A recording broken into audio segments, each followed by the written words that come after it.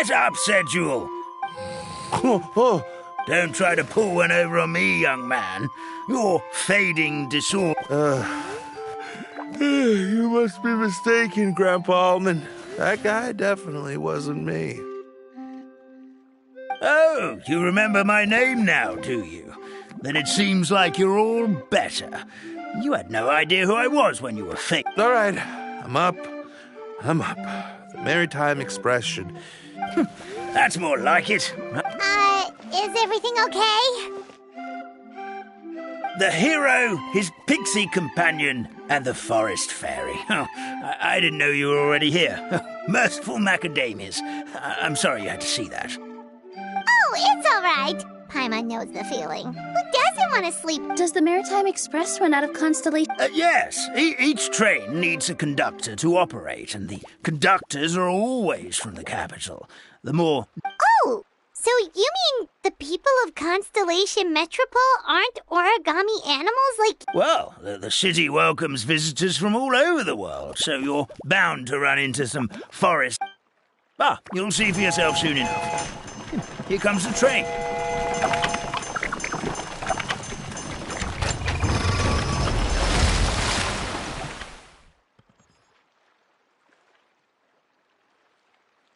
Pleasure to meet you, everyone. My name is Will, and I'll be the conductor for your journey today. I'm assuming you're the ones who called the train. Whoa, it's a little toy man! Yes, we called the train. The hero and the forest fairy need a ride to Constellation Metropole. The hero and the forest fairy, the ones from the prophecy. Oh, why didn't you say so earlier? We could have prepared a far more luxurious train. I'll just go back and get a better one. That's okay, Mr. Wheel. We're trying to get to the city as fast as possible. We just need you to get us across the sea. In your capable hands, I'm sure we'll get there in no time. Of course, my lady. It would be an honor. Well then, all aboard, sit anywhere you like. We'll get a stunning view of Simulanka no matter where you're seated.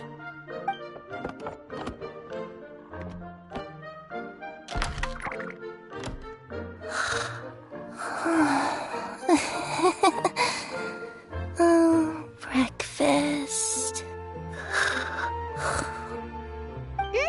Did one of you just say something? Wasn't me either. Breakfast. Oh, come back. Sounds like the voice is coming from inside the train.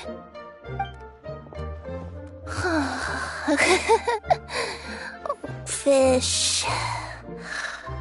Chicken drumsticks. Oh, gotcha.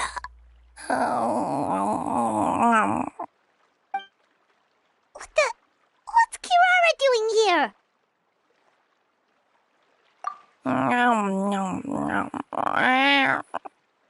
Is she a friend of yours? Oh, let Paimon introduce you. This is Kirara. She's...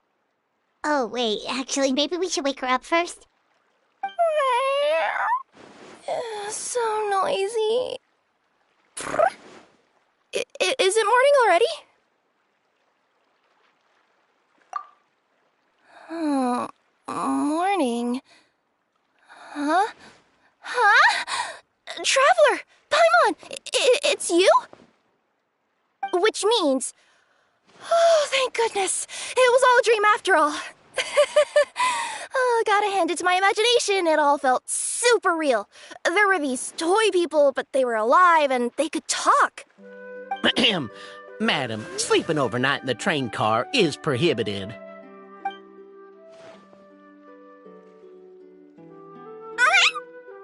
It wasn't just a dream? It's all right, Kirara.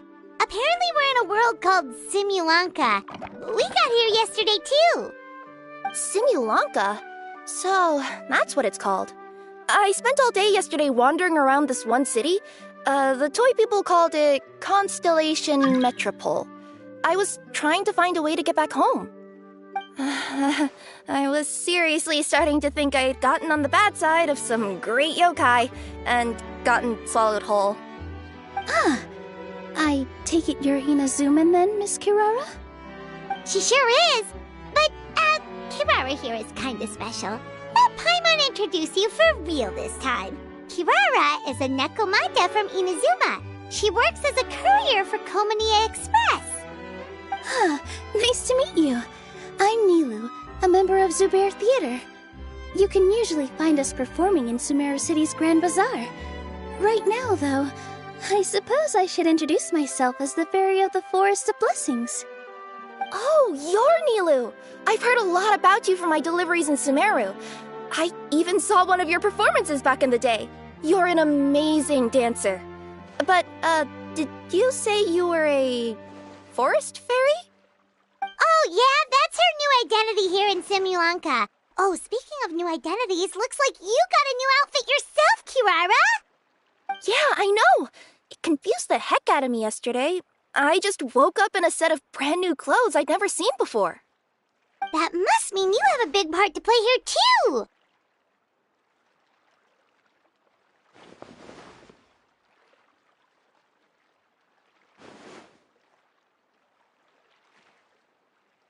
I think Miss Lynette would be better suited to that role, being a magician and all. Did you by any chance hear a voice speaking to you before you got here, Miss Kirara? A voice... Oh, yeah, I did hear something, but I was so freaked out my tails got all tangled, so I, didn't catch much of what was said. Sorry for the interruption, but this Nekomata friend of yours, she doesn't eat hamsters, does she? Or frogs? Oh, no need to worry, little guys. I would never do something like that. Well, unless I'd been out in the wild too long without anything to eat. Well, speaking of eating, I am getting a little hungry.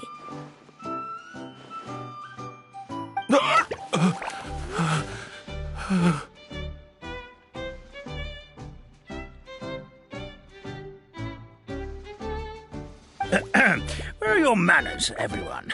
This young lady is a trusted friend of our esteemed hero. Now, I know a fear of felines is etched into us with ink, but I'm certain Miss Nekomata in boots here means us no harm. It sure looks like you're keeping your distance, though, Grandpa Almond. You will have nothing to fear, I promise. I met some origami animals in Constellation Metropole yesterday, and I even made sure to retract my claws so I didn't hurt them by accident. Plus, you all look just about as tasty as the cardboard boxes I deliver. Not that I tried to eat you even if you did look tasty. Promise. Please excuse us, Mom. It's just an unconscious reaction.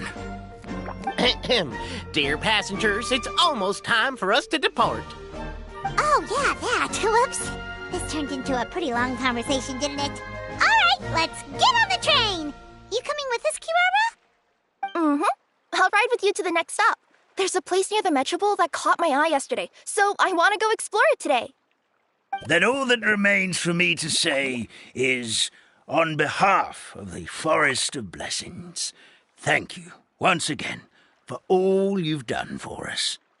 May the goddess of fate be with you and bless your journey, Madam Fairy, Miss Nekomata in boots, and our brave heroes. Please do visit us in the Forest of Blessings again, once peace has returned to this land. We will. We'll definitely meet again. Take care, Grandpa Almond.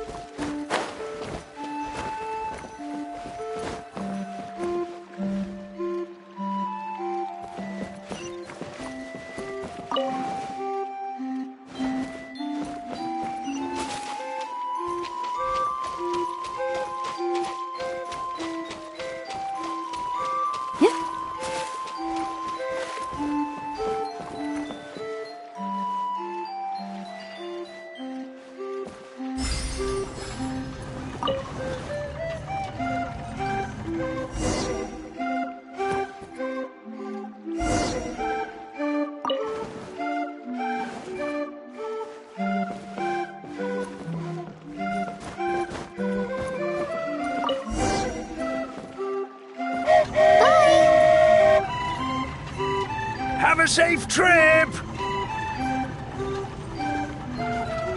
Wow, a train ride over the sea? What an incredible view! Please keep your head and arms inside the train at all times. We don't want anyone falling into the sea.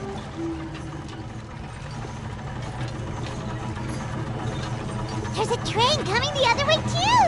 Hey! Now that the fading disorder is cured, I'm sure the forest will be a lively place again in no time. I gotta go explore that forest at some point. It looked so pretty from the train. I just hope they, won't be too scared of me. We'll be arriving at our destination shortly. Please prepare to disembark.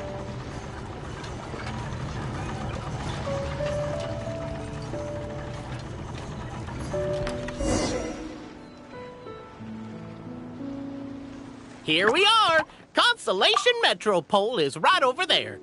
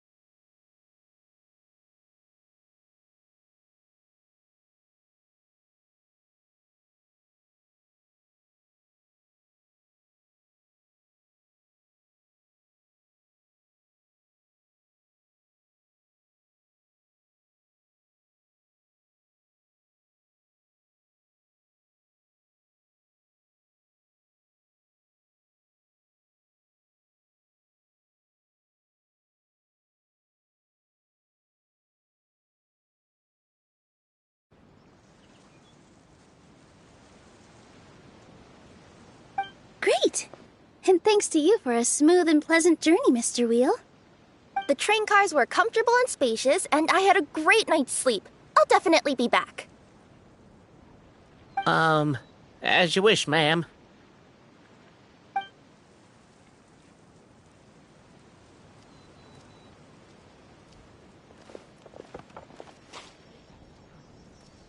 Where should we go next?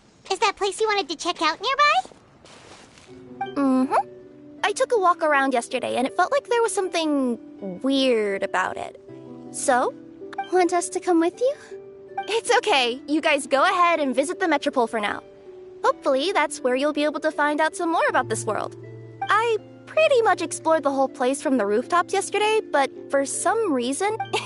you know what I mean, right? Like, when you get a stone stuck in your claw or something, it keeps Don't worry, if you run into any trouble, I'll be there faster than you can say gold-level courier of the Komania Express. Okay, fair enough. We'll head to the Metropole then. Guess this is where we say... Mm-hmm. Don't worry about me. Let's not forget, I'm a yokai.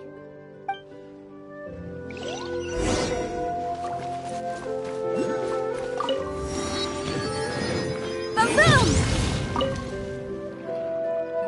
Hey, are you guys already finished with everything in the Metropole? No need to prioritize me. There's just this place I really want to go... Sure. Don't...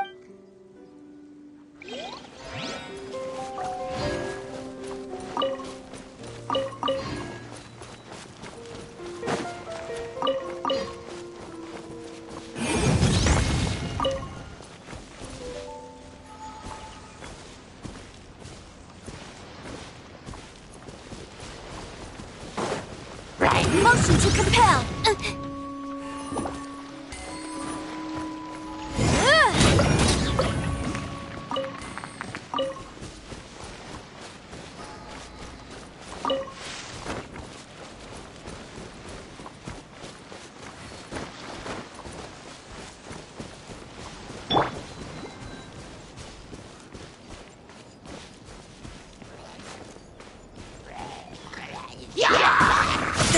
Couldn't let your guard down.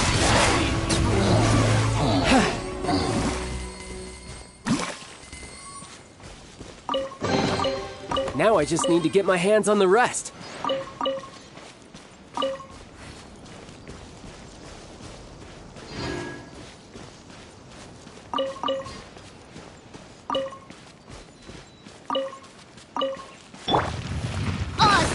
One with the forest. Yeah.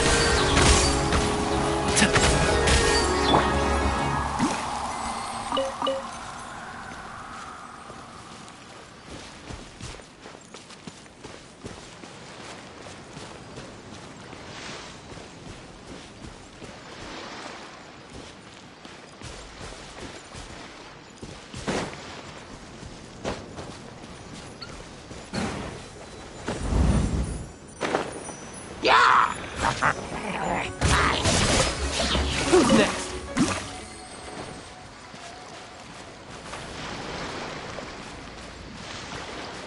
Incinerate!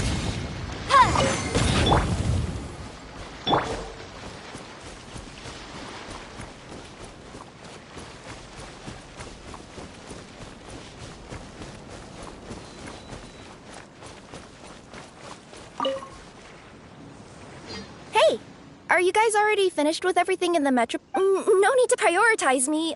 There's just this place I really want to go check. Great! Let's... I've delivered packages all over, but I've never seen a mysterious fairy tale world like this before. Looks like nobody has gotten around to repairing this house yet. Ugh, even I wouldn't dare to sleep in there. It might suddenly collapse in on you.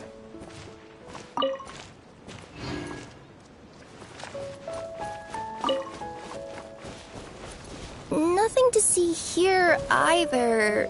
Maybe we can find someone to ask?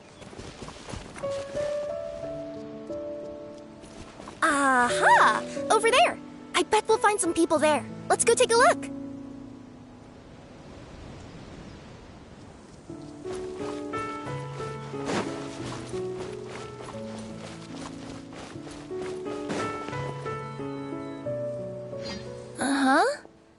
There once was a goddess who ruled over fate.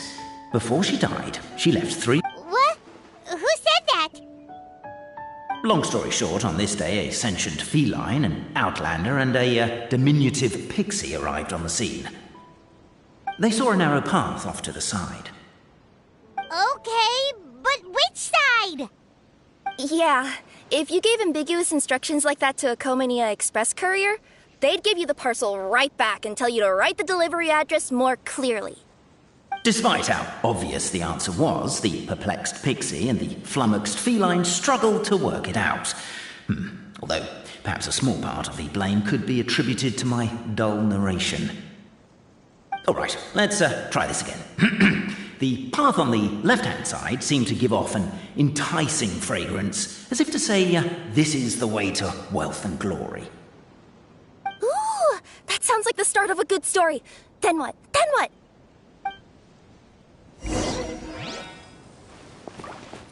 At the end of the path, the motley crew would soon spot a secret stone room.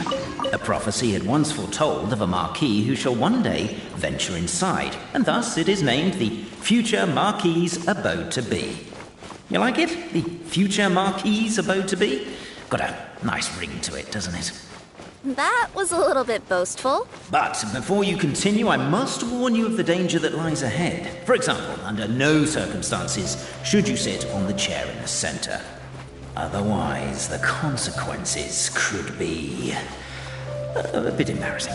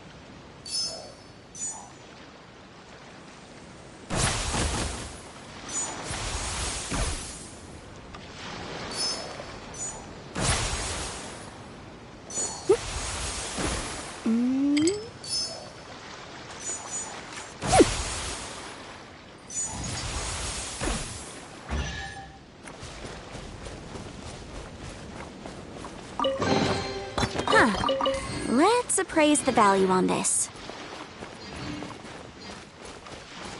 Help me! Somebody, please! Over there! Somebody needs our help!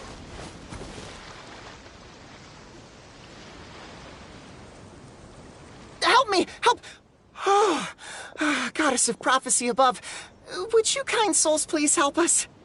What happened here? Why are you all suspended in midair? I mean, being stuck in midair still beats falling to the ground and being smashed into a pile of blocks, but... I told him to be careful, but... No. Never mind. Now's not the time for that. My good friends, could I trouble you to turn the clockwork key over there?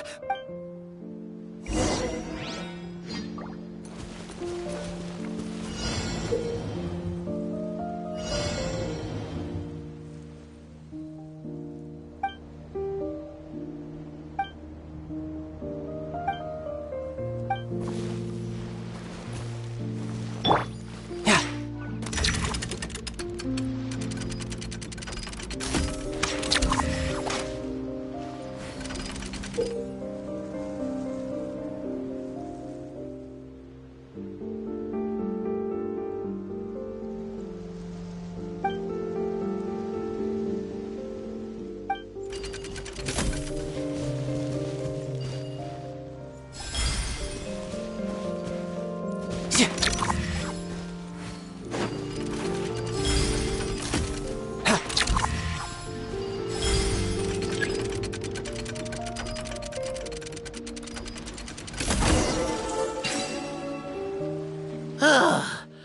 thank you. Oh, thank you. What happened there? I take it this is your first time witnessing the power of the Goddess of Prophecy, then? If so, I can see why you might think that. Basically, this is a gift bestowed upon Constellation Metropole by the Goddess of Prophecy, who— Proper path? Do you mean everything that happens? Why are you saying that as if it's a bad thing? You're not explaining it clearly. Here, allow me. Of course, all the residents of the Metropole have the freedom, but whenever something disastrous is about to happen, like when I almost got turned into a pile of rubble just now, the goddess's magic will activate in the world around us. So, in other words, it's kind of protection magic? To keep people alive? You could say that. There are other situations in which it activates too, but that's basically correct. Well, in any case, we're glad no one's hurt. Are you heading to the Constellation Metropole? Yep. Do you know where we can find the Gear Sky ladder? Oh, it's just that platform up ahead. The one with the key sticking out. That thing? Are you sure? Yep, that's the one. Pretty much everything in the Metropole runs on tracks and gears. The Goddess of Prophecy watches over it all. Which is to say, all the tracks are fixed. If a machine is set up to move forwards, it'll never move in reverse. This reminds Paimon a lot of Fontaine's clockwork toys. You mean like those music boxes with dancing figures? I think I've seen one or two for... Yeah, exactly like that. Anyway, sounds like it...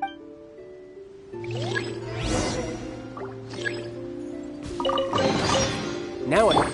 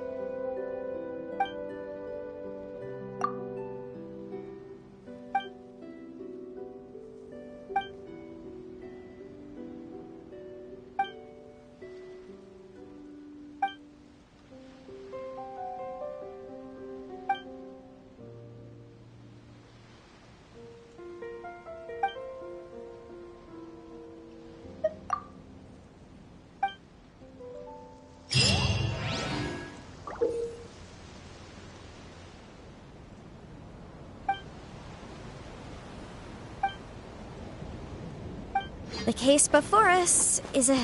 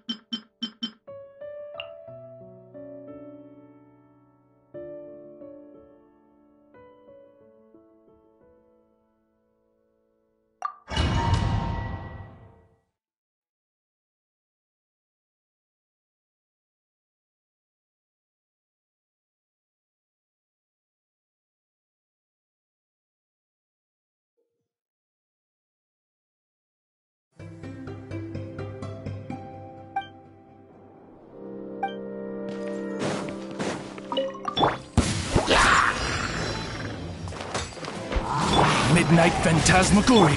Cross over! See? Brace yourself. This is gonna hurt.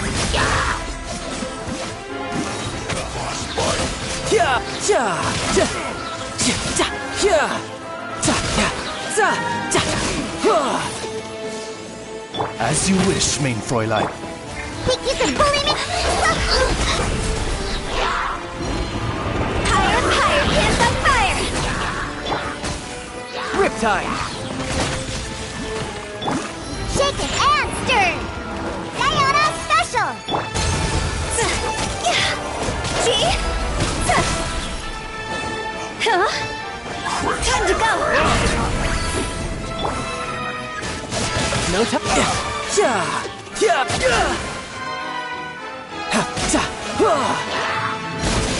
Shouldn't let your guard down.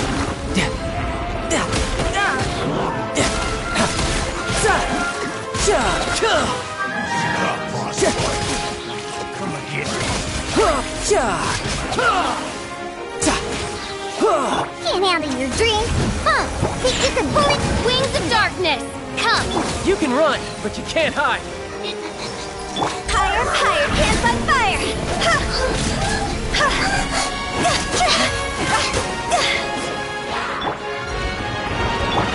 By royal decree! Midnight Phantasmagoria! Look at you! Riptide.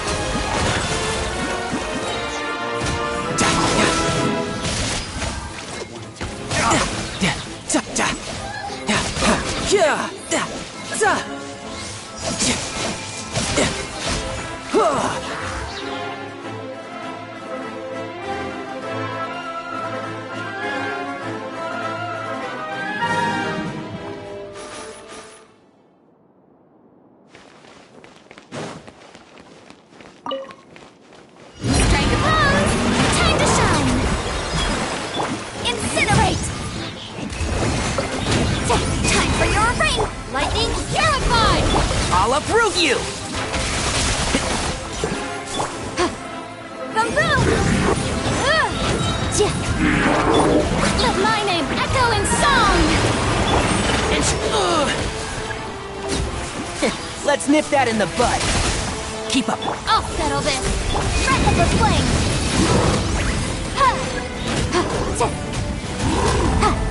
One with the force. Time to shine! Shower me with... I hear everything.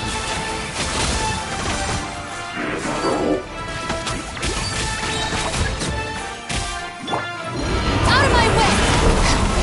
My bond is strong!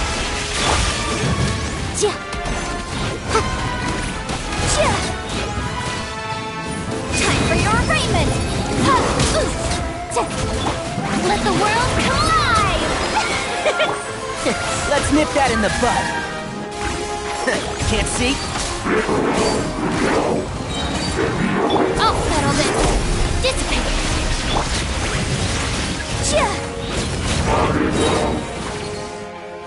Inadmissible evidence!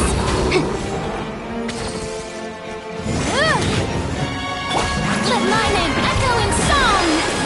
One with the force. I'll uproot you! Out of my way! Incinerate! Strike a pose! Can't see? Breath of the flame! Let's nip that in the bud. Lightning purify! Our bond is strong! Boom boom!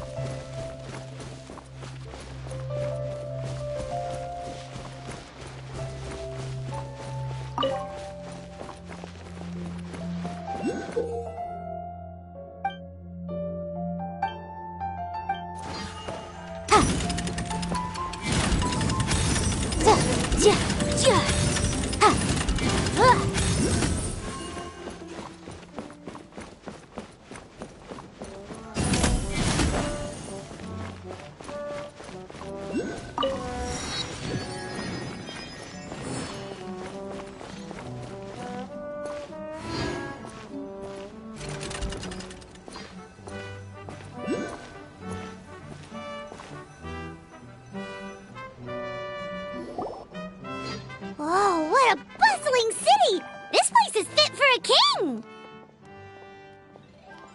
Our next step is to get to the top of the metropole and ask the goddess of prophecy for guidance. If there is a king in that castle, I sure hope he won't get mad at us for trespassing.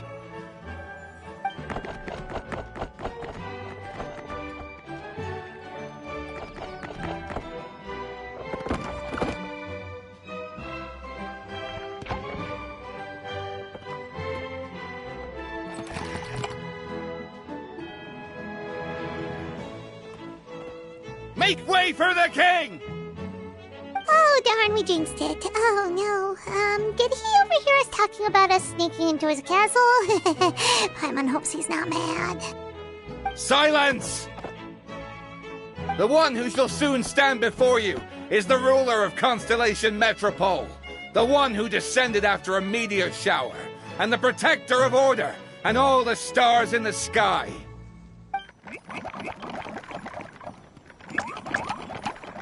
That's a long list of titles. I bid ye welcome, guests from afar. Long have I heard of your grand deeds, O fairy, who restored the lifeblood of the forest, O hero, who... huh? Navia! Hold your foul tongue! How dare you utter Her Majesty's name! Nice one, partner. Spectacular improvisation skills. I'd expect no less from you. All right. You can relax now. Allow me to make some introductions. This is the Traveler, and his trusty companion, Paimon. You are personal friends with Her Majesty the King? Please, forgive our grievous mistake. We had no idea. All right. The welcome ceremony is over. Everyone back to your stations. I will personally treat our guests to some royal hospitality. Yes, Your Majesty.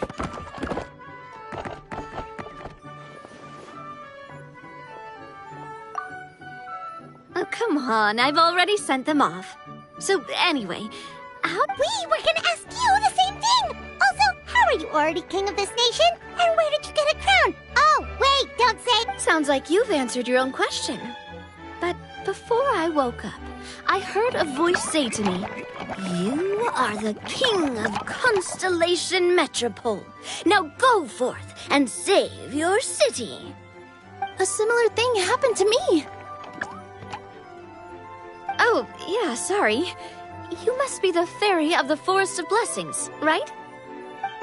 This is Nilu, a friend that we made during our time in Sumeru. Nice to meet you, Miss Nilu. I'm Navia, the president of Spina di Rosula. If you ever get the chance to go to Fontaine, make sure you come and visit me. I'm based in Poisson. Seems like you're taking this all in stride. Aren't you nervous about getting stuck here and never being able to get back home? Why would I be worried about that? We've faced much bigger problems than this before, and we always pull through. This should be a piece of cake. Besides, life's always full of surprises. You gotta learn to just enjoy it. That sounds like a great outlook on life. You have a very optimistic spirit. Thanks, I'll take that. Honestly, though, it also puts me at ease to find out that you guys are the fairy and heroes that I've been hearing about in this prophecy. We're kind of veterans at dealing with prophecies by now, aren't we? About that, has anything bad happened in the Metropole? We heard about an evil dragon. Did it make a mess here too? It sure did. Apparently, for whatever reason, he went for the stars above the city recently. Literally just flew up and started snatching them out of the sky. Luckily, the guards responded quickly and stopped the dragon from taking them back to his lair. Unfortunately, though, he dropped them before he flew off. Now they're scattered all around the metropole. I've been out trying to retrieve them, but I only managed to get one of them before you showed up. Oh, I didn't ask yet. What brings you to the metropole anyway? Oh, Paimon can explain.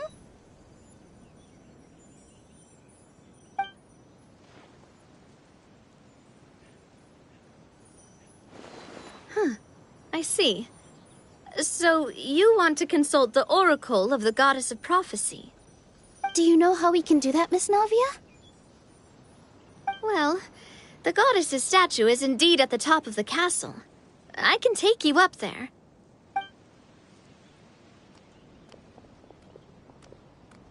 However, I've heard from the citizens here that the goddess hasn't given out any new revelations in a very long time. Really? But Grandpa Almond told us that he received his prophecy from the goddess. Oh, that's probably because the prophecy about the hero of Simulanka has been around for a very long time. But recently, people realized that the goddess didn't reveal anything about what's supposed to happen after peace has been restored. Okay. Still, can't hurt to try your luck. And maybe you can help me get rid of the invaders while we're at it. Invaders? So the dragon's not your only problem? Right. The forest isn't the only place where strange things have been happening to the residents. Have you come across the gift from the goddess of prophecy yet? You mean the protection magic that stops them from coming to harm? We saw it in action. Yep, that's the one. Over the past little while, this magic has been triggering far more frequently. We don't know if it's simply because the metropole has grown a lot more dangerous, or if there's a deeper reason behind it. Some residents find themselves getting stuck in a place and unable to move. Others start repeating the same thing over and over again, like they're trapped in some kind of loop.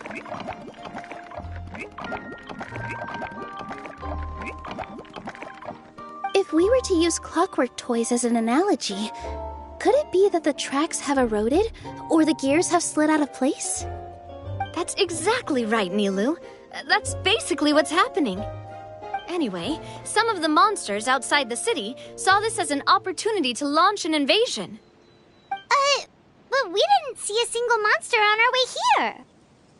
That's because I already took care of most of them over the past couple of days. Of the remaining few, we trapped some of them inside the castle and chased the rest back out of the city. Okay, so to summarize, not only has the magic here gotten all messed up, but the dragons also knocked some of the stars out of the sky, plus there's a bunch of monsters in the city. Sounds like there's a lot more to fix here than in the Forest of Blessings. Well, defeating the dragon and the monsters should be straightforward enough. But how do we fix the magic? Supposedly, the goddess has had it all planned out for ages. One of her oldest prophecies says this: "Go and push the gear that connects up to the starry sky. When that time comes, I shall dance and return the tracks beneath my people's feet back to the stars in the sky." Huh? But weren't the tracks the gift that she gave to her people in the first place? Does that mean she plans to take the gift back? That's what the prophecy seems to be saying, yes. So, as a result, some people are against turning the gear, despite what the prophecy says, since they fear a future where they no longer enjoy the goddess's protection. But letting this drag on isn't the answer either, is it? No, and I think they know that. But they're just too afraid to take that final, terrifying step. They're still hoping there might be an alternative solution. Now, we could ignore their objections and go turn the gear ourselves. Exactly. You know me well. And that's why you're my partner. I want to get as many people on my side as possible. At the end of the day, this is their city, and they should have the right to decide its future. Ooh, spoken like a true wise king, Navia. I am the boss of Spina di Rosula, after all. This may be my first time as a king, but there are a few similarities between the two roles. Traveler, Paimon, Miss Nilu, would you be willing to lend me your support? With your help, I'm confident we'll be able to find the most frictionless way to resolve the problems plaguing this city. Ah, thanks, partner. Seriously, like we'd ever say no. We're your friends! No need to ask us so formally in the future. I'm happy to help too. This is a beautiful city, and just like the Forest of Blessings, I would love to see it return to normal as soon as possible. Ah, great. As the king of Constellation Metropole, I extend to you my gratitude. All right, everyone, follow me. I'll show you the way to the goddess statue at the top of the Metropole. And stay close. You don't want to get lost in my castle. It's huge.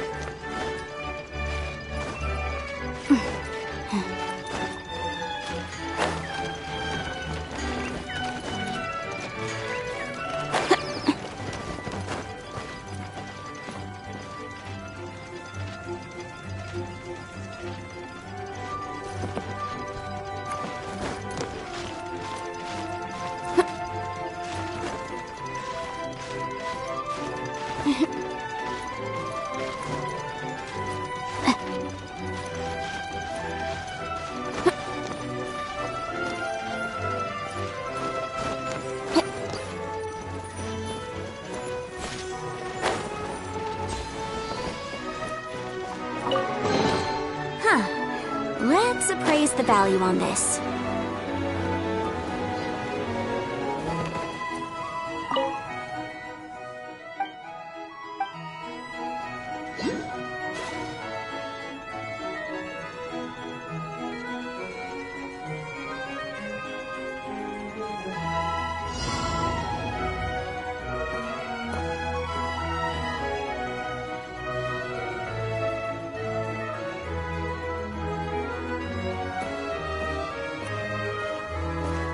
Incinerate!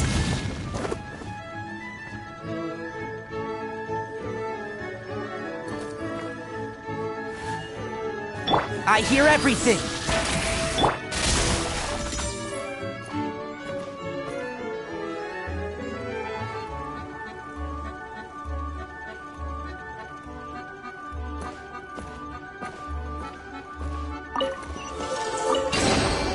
Ooh, we can definitely write this off as incidental gains.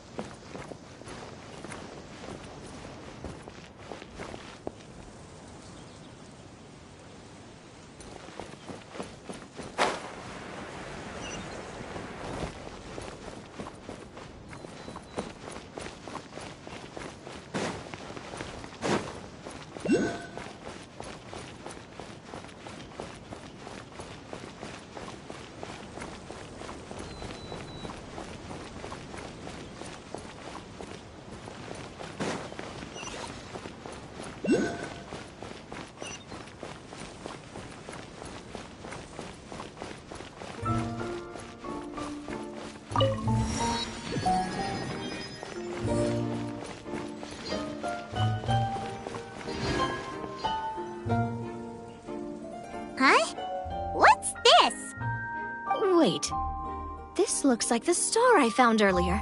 I told the guards to place it near the goddess statue. Maybe they ran into some trouble up there. Guess we'd better hurry.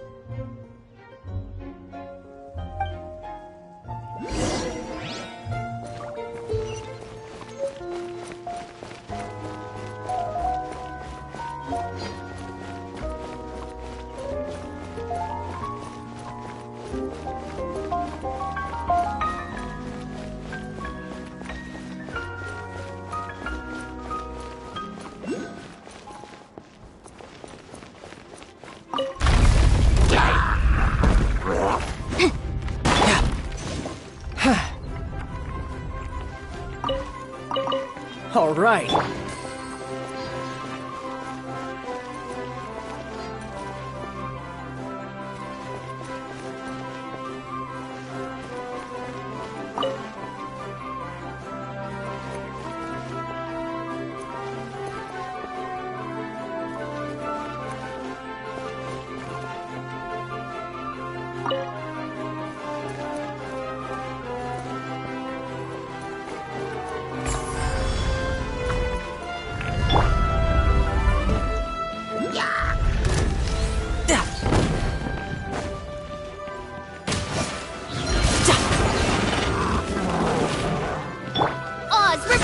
Motion to compel.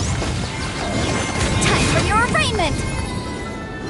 As you wish, main Fräulein. One with the forest.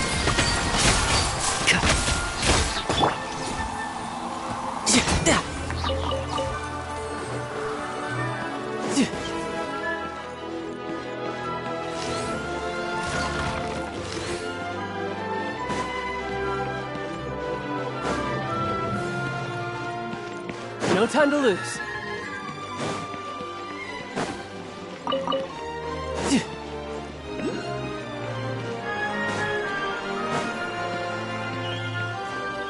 Whoa! Why is the star on top of a mechanism? Uh-oh! More monsters incoming!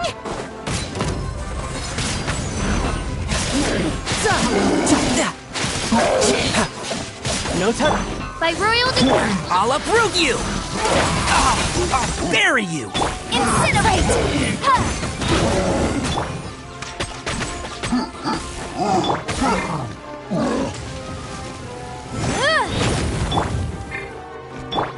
Can't see?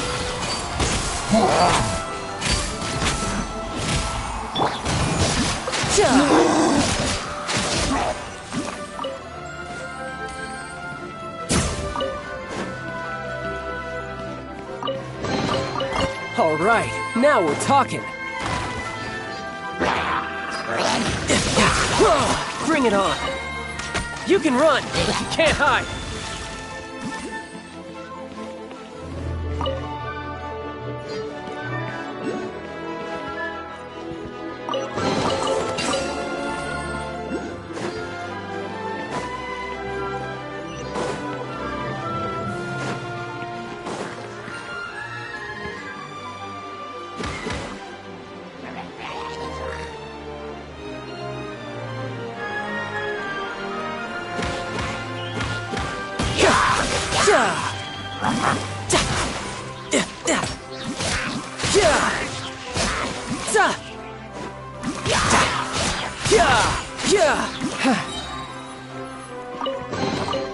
Now I just need to get my hands on the rest.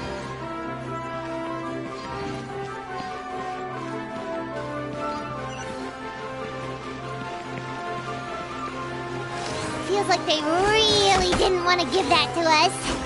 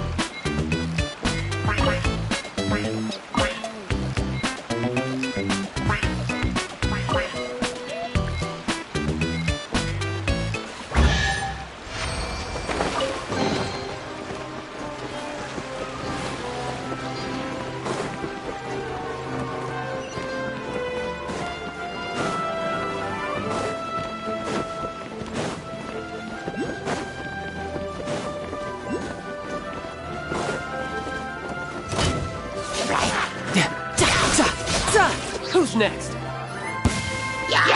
Riptide!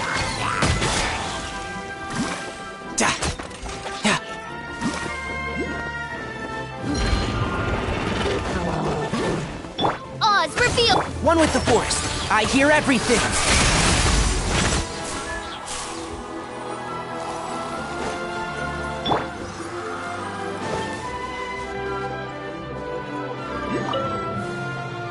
No time to lose.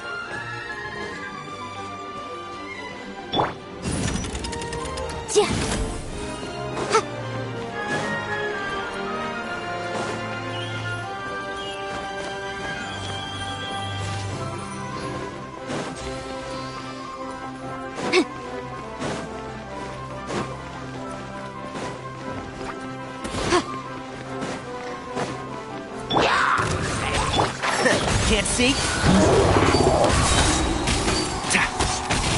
Motion to compel! Breath of the foot! I'll uproot you! Shouldn't let your guard down.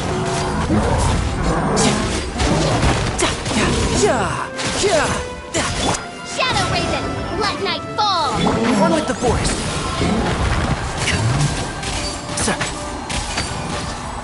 Incinerate!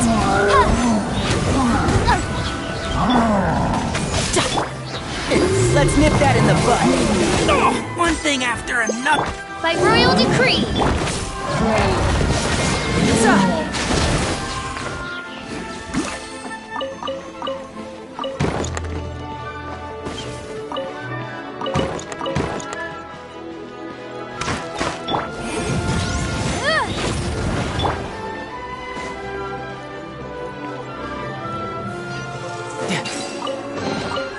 Not bad. Not bad at all. No time to lose. No time to lose.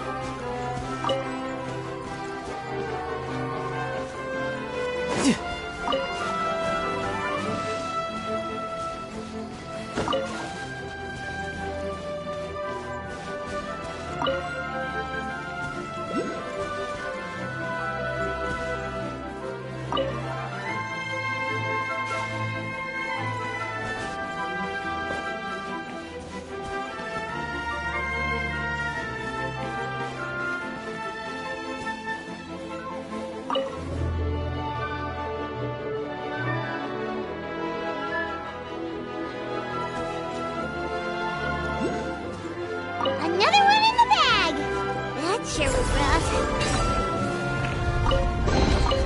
Not bad.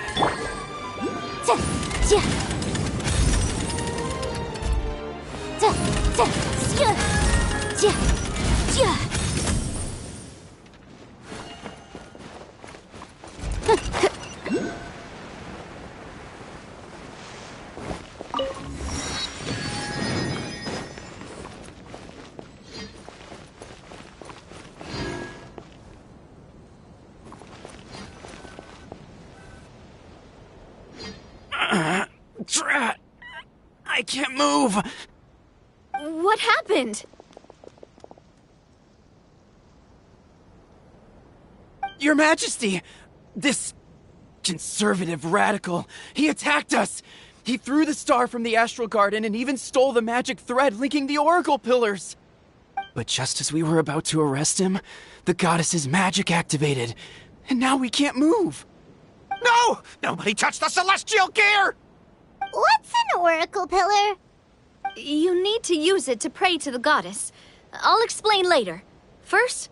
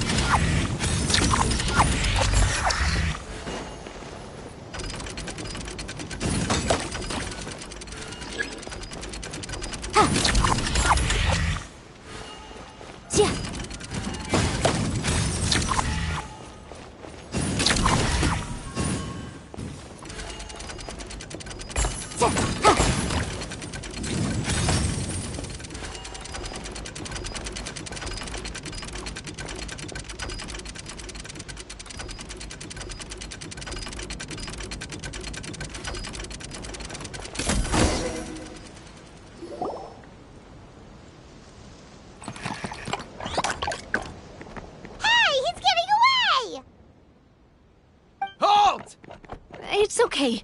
Let him go. But, Your Majesty! Even if we catch up to him now, we won't be able to change his mind, much less quell the fear that many others like him are feeling. All it would do is turn him further against us. Understood, Your Majesty. Also, this is the magic thread he was holding from the Oracle Pillars. Your Majesty, what should we... Please give that to the traveler over there. I believe they have some questions for the goddess. Yes, Your Majesty.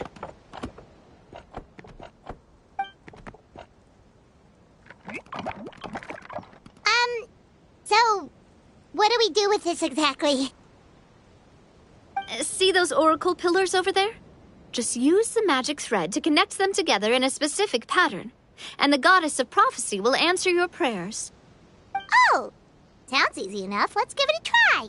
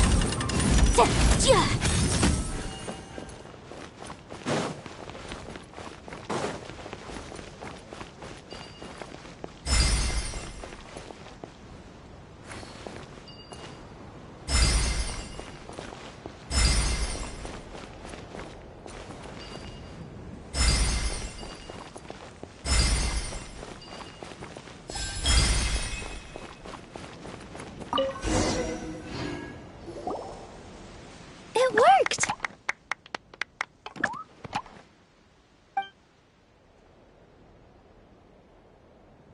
To which course of fate do you seek answers, my child of Simulanka? The hero from another world, supported by their companion.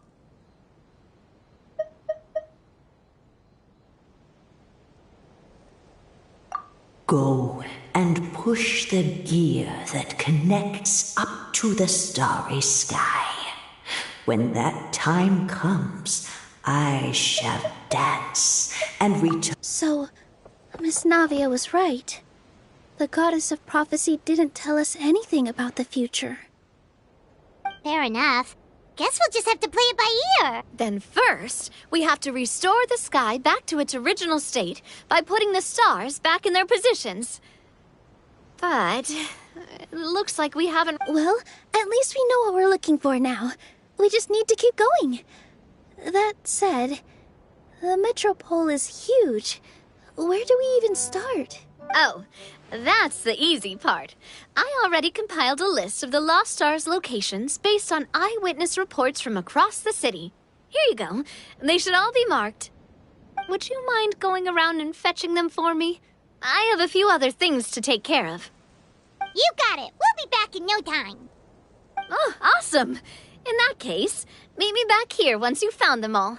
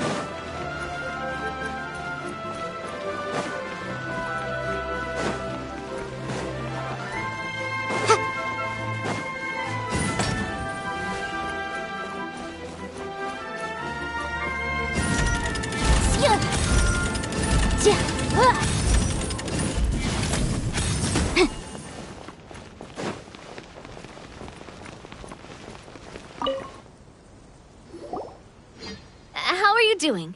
Found them all? Wow. You guys are efficient.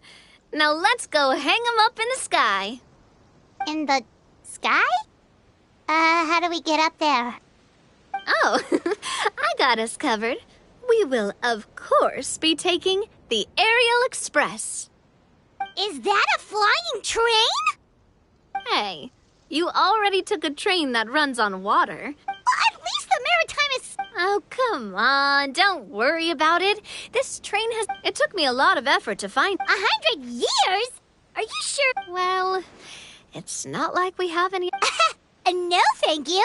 It's way too high up. Oh, wait, Neil. I can try. Okay, fine. Guess there's only... That's the spirit. I'll come with you. Miss Nilu, will you be joining us? I think I'll stay behind. That makes sense. If the train does break down, you can make us a...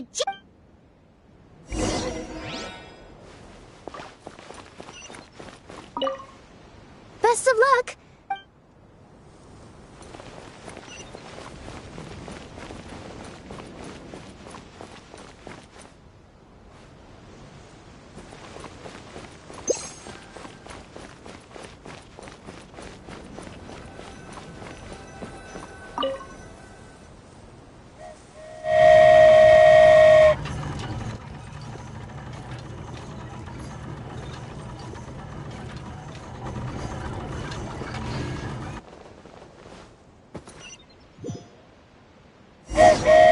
Choo-choo!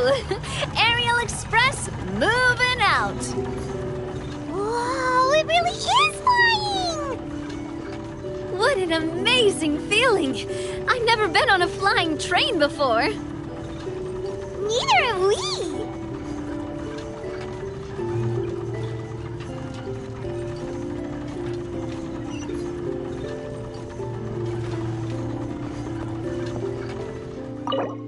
That should do it.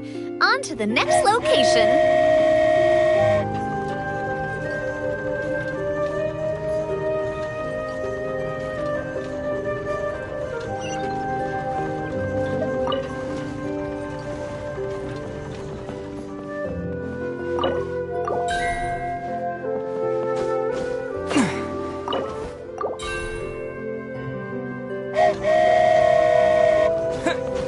We're so high up.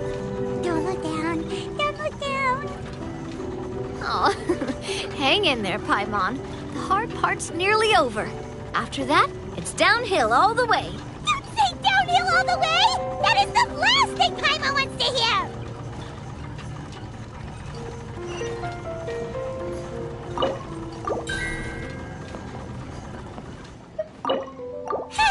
We're finally done! Okay, let's get back down while this train is still working!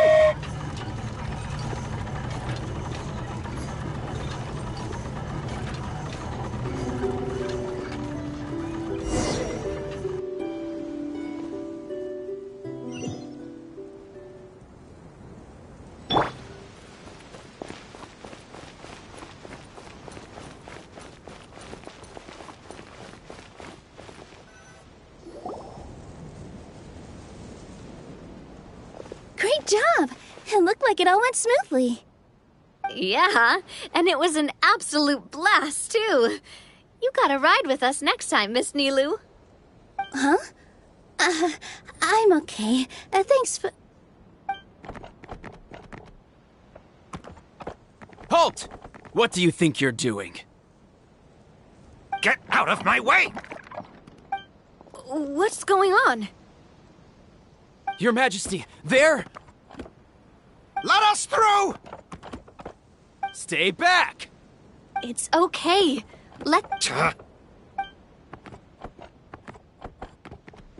Your Majesty, could we please ask you? And why is that? As you have seen, the goddess's gift is very important to us. It keeps us from harm and protects our very lives. Some of us, we just aren't ready to lose that... I see. Huh? Your Majesty, do you mean... I won't turn that gear. Not until you're ready. What? I've said before that the Metropole belongs to the people, and they should have the right to decide its future. But let me ask you this. How do you plan to solve the issues we are currently facing? Well, we'll start by rescuing the people that have gotten stuck. And then we'll find a way to figure out the true cause of this crisis. And have you made any headway on that? The true cause, I mean. Unfortunately not. Hey, you little... I'm sorry, my friend, but it's the truth. You have friends and family that have been affected, don't you? That have gotten stuck? Duh. I understand your concerns. But if we let this drag on for much longer, the situation may well get worse. More and more people will be frozen by the goddess's magic. Yes, but if we turn that gear now, all the tracks in this city will disappear. I know this is a hard decision to make. But have you ever thought about why the goddess might have made things this way in the first place? Huh? Why do you think she might decide to take back her gift and stop revealing further prophecies about the future? Are you saying she has abandoned us? No. Quite the opposite, in fact. What do you mean? The goddess dearly loves this world and all the people of Simulanka. And because she loves you so much, she wants you to be able to choose your own path. Every parent hopes their child will have a happy and carefree life. But if they're overprotective, then all they'll manage to do is keep their child trapped. If a mother bird lets her baby ride on her wings for too long, her child will never learn how to fly. Perhaps the goddess of prophecy has always known that one day she'll have to let go. Children can only become independent if they're allowed to form their own opinions, make their own decisions, and deal with the consequences on their own. Only then will they be able to continue their journey alone, even after their parents are gone. But we've relied on the goddess's protection for so long. We don't know what it's like to go it alone. We don't know if we have what it takes. Are you kidding me? I think you've proven yourselves more than capable of that. What do you mean? You made a call in a time of crisis, and you've come all this way to talk to me. Even the guards couldn't stop you. That must have taken a lot of courage. But we only did it because we were scared. Why you set out on the journey doesn't matter. What matters is that you've proven you can choose your own path. My friend, I fear our king is right. It is time for us to face our fears. What? But we... We can't go on living like this. Living in fear. Look at what it's driven you to do. You threw away a star personally created by the goddess of prophecy herself. You once revered her more than any of us. And I think the king is right. She hasn't abandoned us. So, why don't we put our trust in her one more time? I don't care anymore. Do what you want. Aw, he laughed. I'm sorry about my friend. That's just how he is. Always had a terrible temper. Please accept my apology for his impudent behavior. Is it just me, or has he accepted the goddess's prophecy? I think so. Not that you'll ever hear him admit it out loud. Your Majesty, please turn the gear that connects up to the sky. So, you've made up your mind? About giving up the goddess's gift? Yes, I've made up my mind. But maybe losing the gift isn't what this is about anymore. Because we've gained something too. You have given us courage.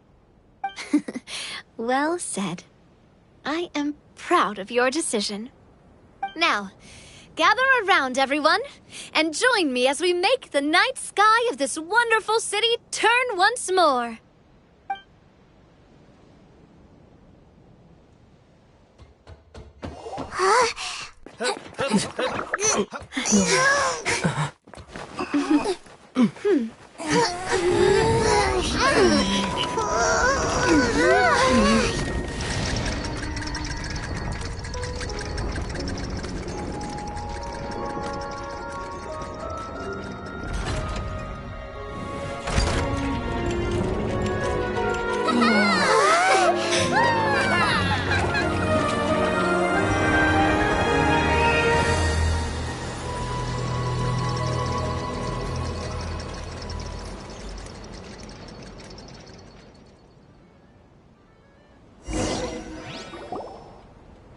So the stars hanging in the sky, they're music notes!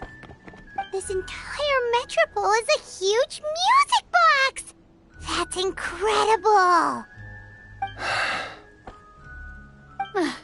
How do you feel? A little scared and uncertain. But for some reason, I feel a lot more at ease. It's as if some kind of huge weight has been lifted from my shoulders. Figured out any next steps? To be honest, not really. But maybe I can start by having a heart-to-heart with that stubborn friend of mine. I have an idea. If you don't know what to do, why don't you start by helping the people around you? You mean the people who got stuck because of the goddess's magic? I mean anyone and everyone who needs your help. By helping others, you'll eventually find your own path. Trust me, I have experience in this. What kind of experience, Your Majesty? Yes. We'll need a formal organization with a catchy name before we go out and start helping people. Why don't we call it the Spina di Rosula? Spina di Rosula? Ooh, or even the Spina di Rosula di Simulanka. Yeah, that's catchy. Wow, big expansion for the Spina. Moving into other worlds now. Spina di Rosula.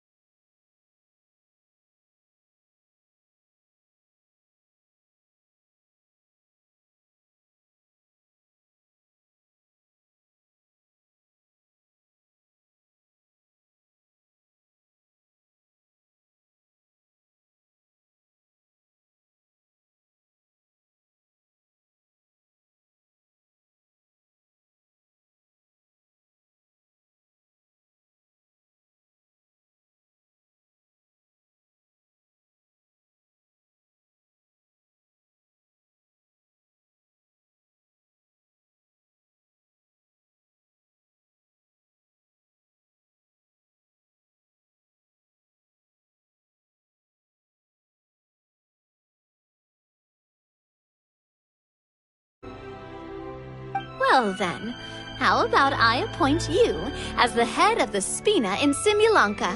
While I'm off fighting the dragon with the other heroes, it'll be your responsibility to work with the guards and take good care of the people in the metropole. What? You're planning on fighting the dragon? But no, Your Majesty, you must reconsider!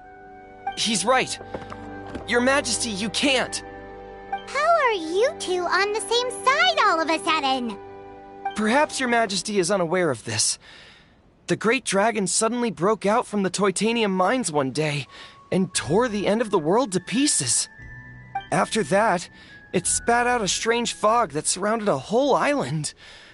No one knows what lies beyond the fog, and no one knows what has become of that poor island. Before Your Majesty arrived, we dispatched many soldiers to fight the dragon, but none came back alive. Yikes. Sounds worse than we thought. Isn't that all the more reason for us to go? There could still be guards trapped there, waiting for someone to rescue them. King Navia is right. We cannot simply stand by and watch as the people of this world suffer. Very well. Though I have not served by your side for very long, Your Majesty, 2 days is enough for me to have learned that once your mind is set, any attempts to change it are futile. You're a pretty good judge of character. He probably didn't mean that as a compliment. Since you're serious about this, I won't try and stop you. There's only one way to reach the end of the world, and that's by taking the Maritime Express. Oh, right! So there's a line going there too? Yes, it was originally built to serve the workers commuting to the Titanium mines, but it has been abandoned since the dragon attack. I'll tell the conductor to wait for you at the platform by the side gate to the Metropole first thing tomorrow morning. You're embarking on an extremely dangerous adventure. Please be careful, Your Majesty and friends. Oh, thank you for your concern. While I'm gone, I leave the Metropole in your capable hands. Yes, Your Majesty. Just call me boss from now on. That's what everyone in the Spina calls me, and it's what I'm used to.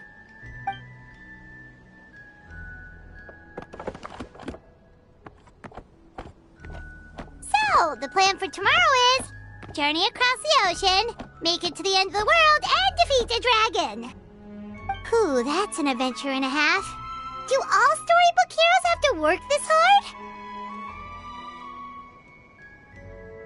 At least we'll get to see some amazing scenery along the way, right? Besides, we'll have each other. It'll be a shared experience that we'll never forget.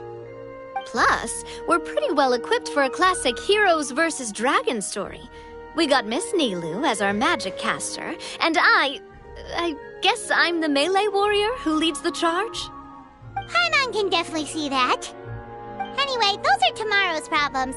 Right now, all Paimon wants is to eat a proper meal, because worst case scenario, if Paimon ends up getting eaten by a dragon, she wants to do it on a full stomach. And something about the end of the world doesn't sound like a great place for food options. Well, the origami animals in the forest only drink magic tonic. What do the toy people here in Constellation Metropole eat? Vegetable oil and sawdust, I think.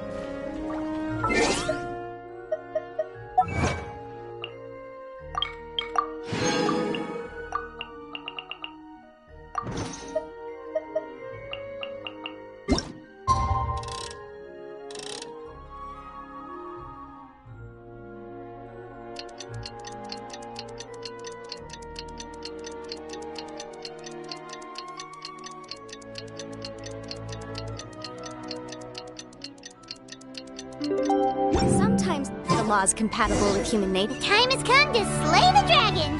How are you feeling? Nervous?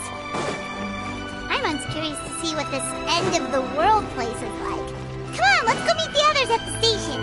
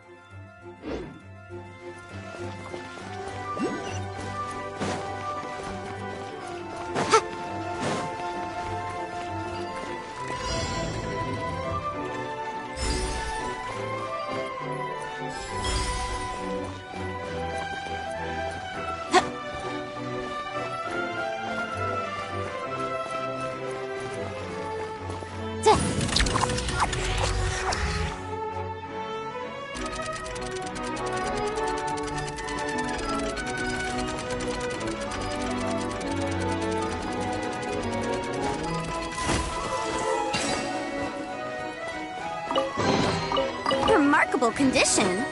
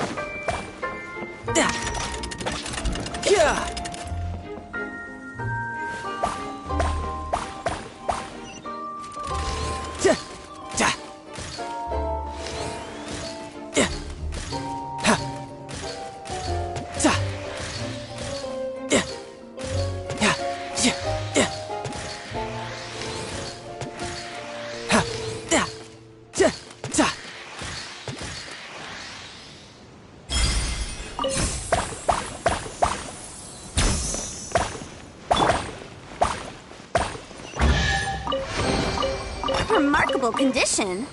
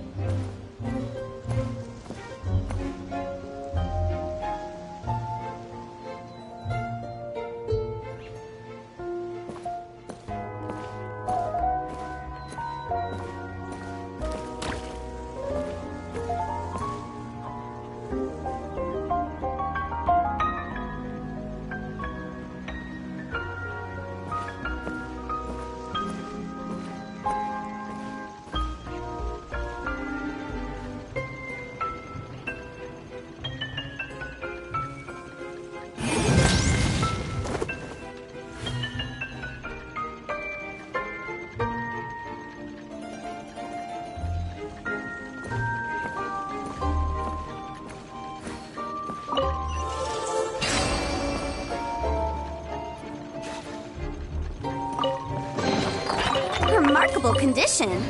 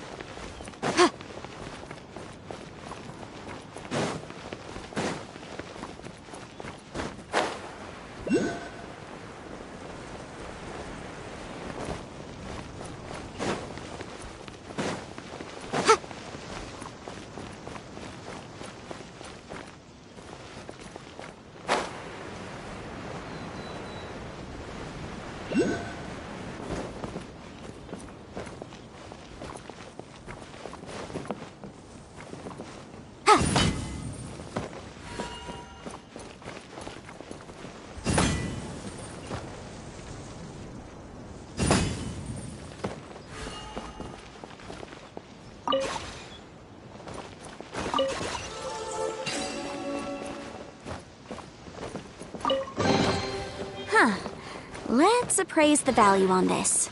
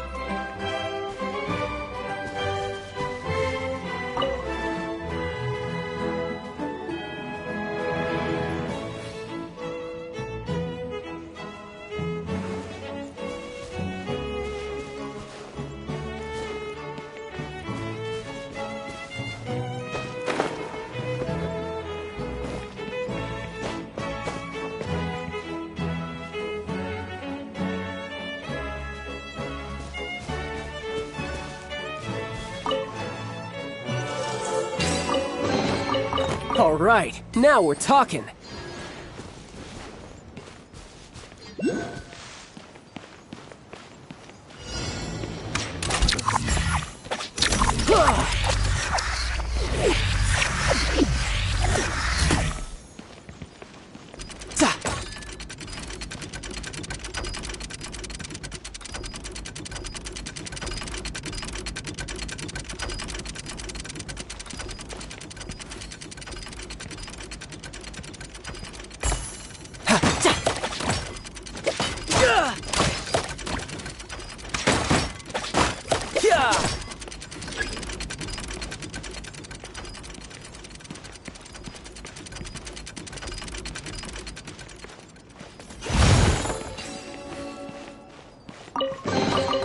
All right, now we're talking.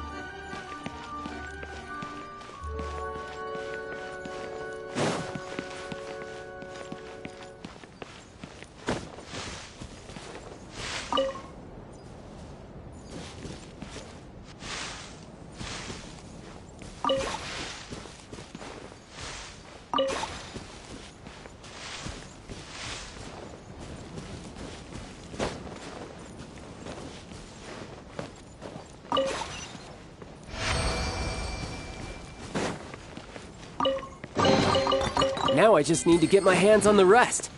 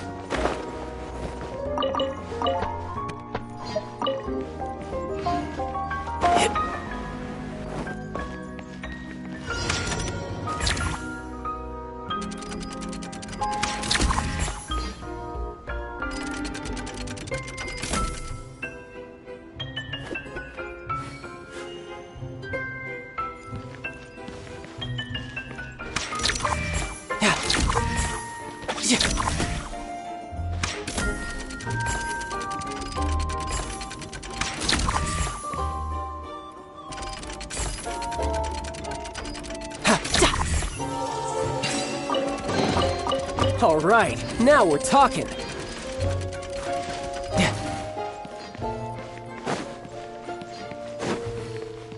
No time to lose.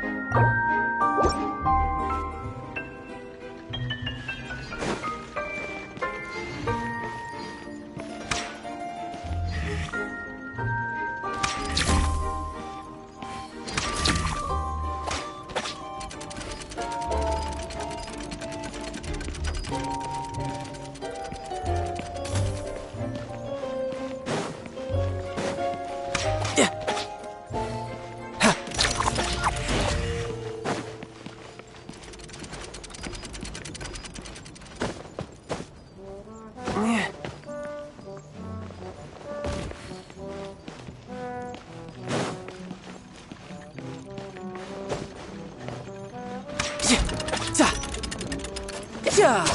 Ha! Da! Da!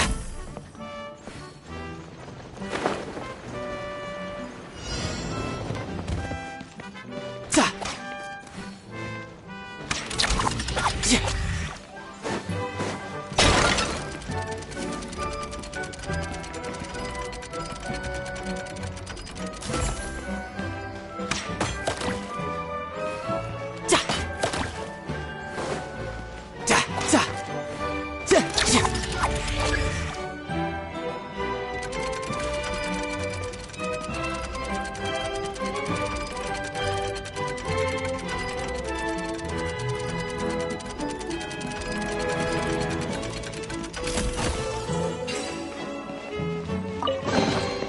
All right, now we're talking.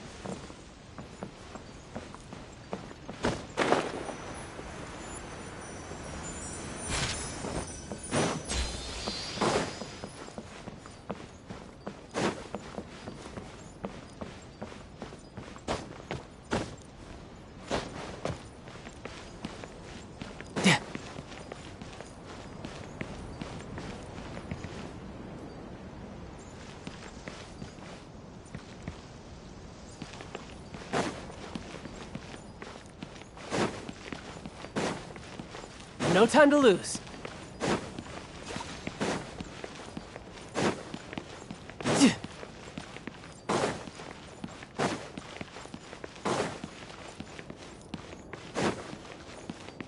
No time to lose.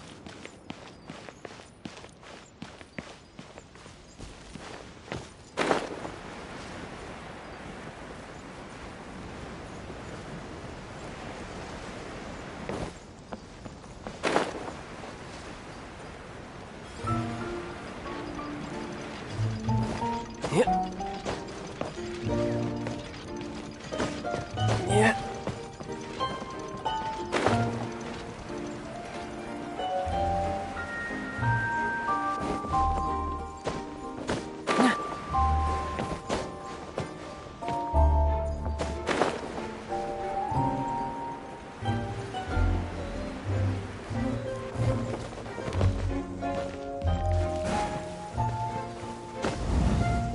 I could get used to this. All right, now we're talking.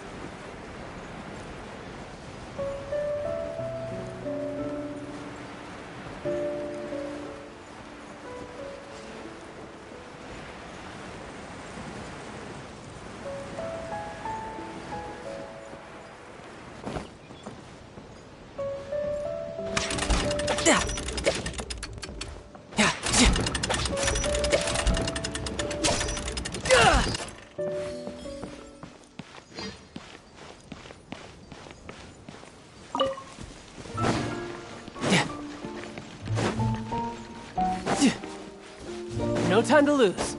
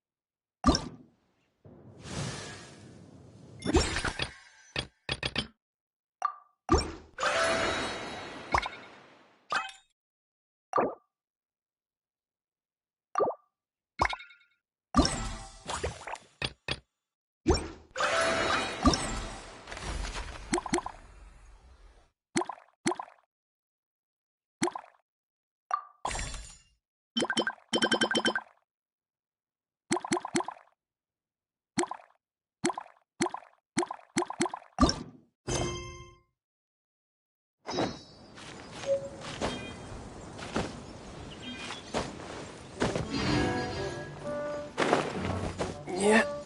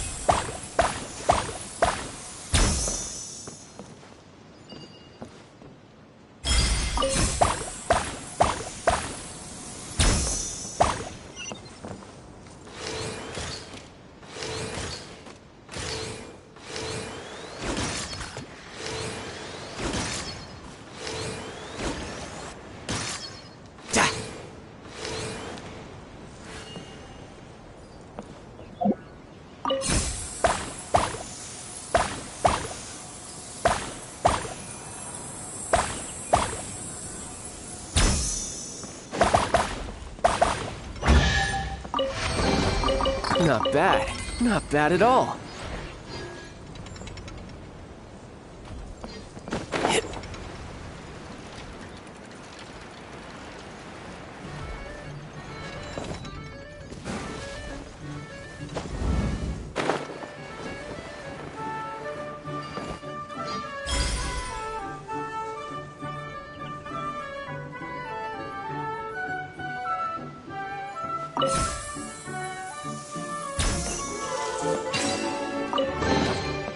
Now I just need to get my hands on the rest.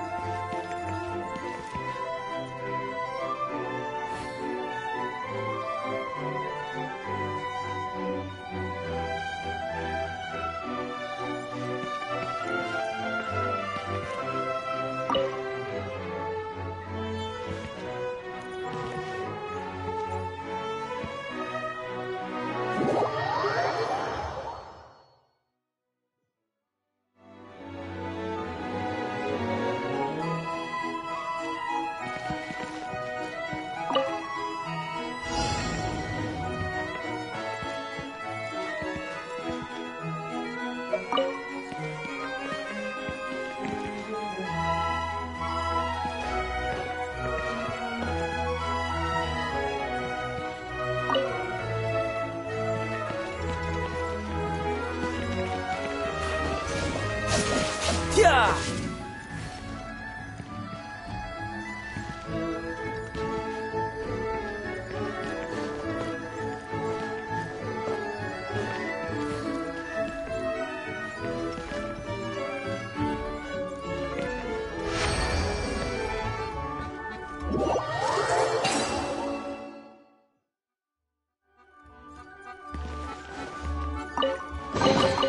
Not bad. Not bad at all.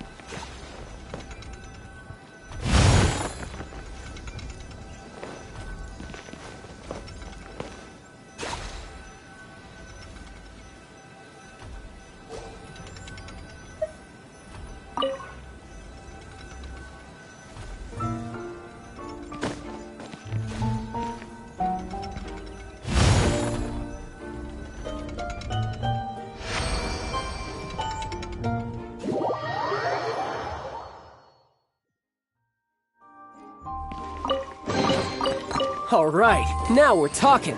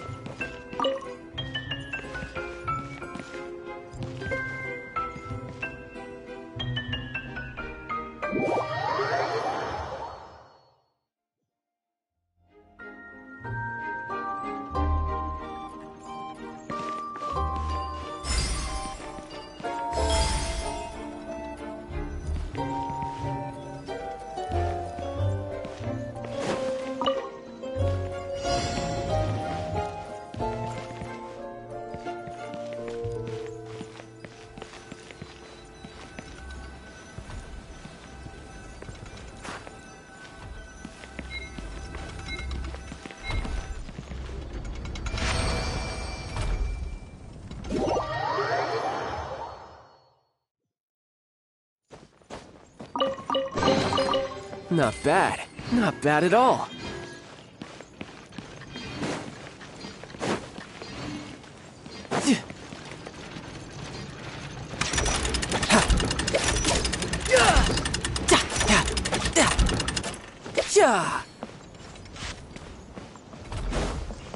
No time to lose.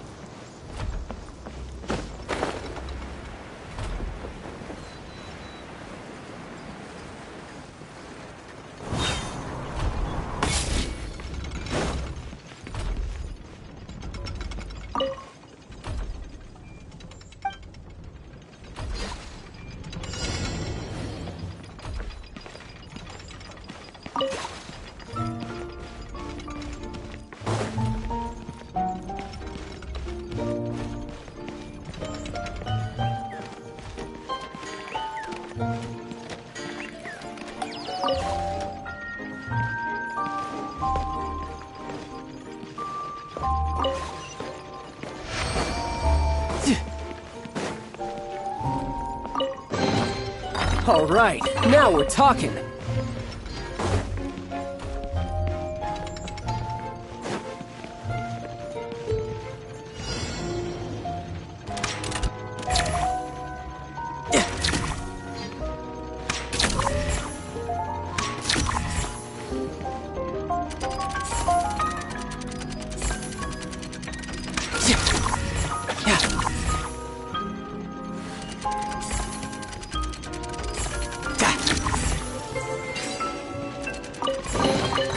Not bad. Not bad at all.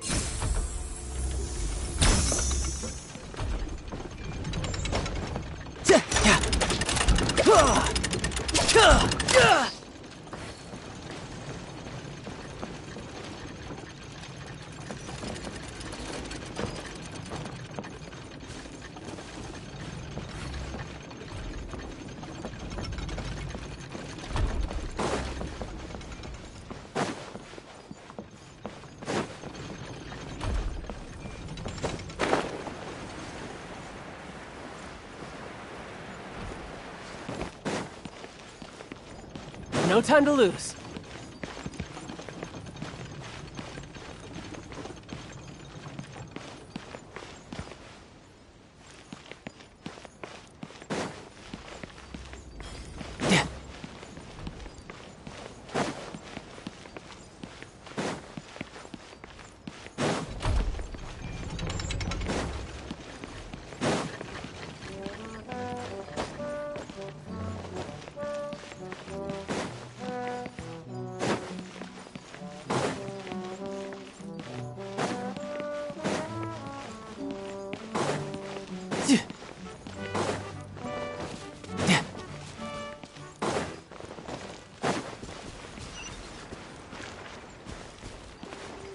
No time to lose.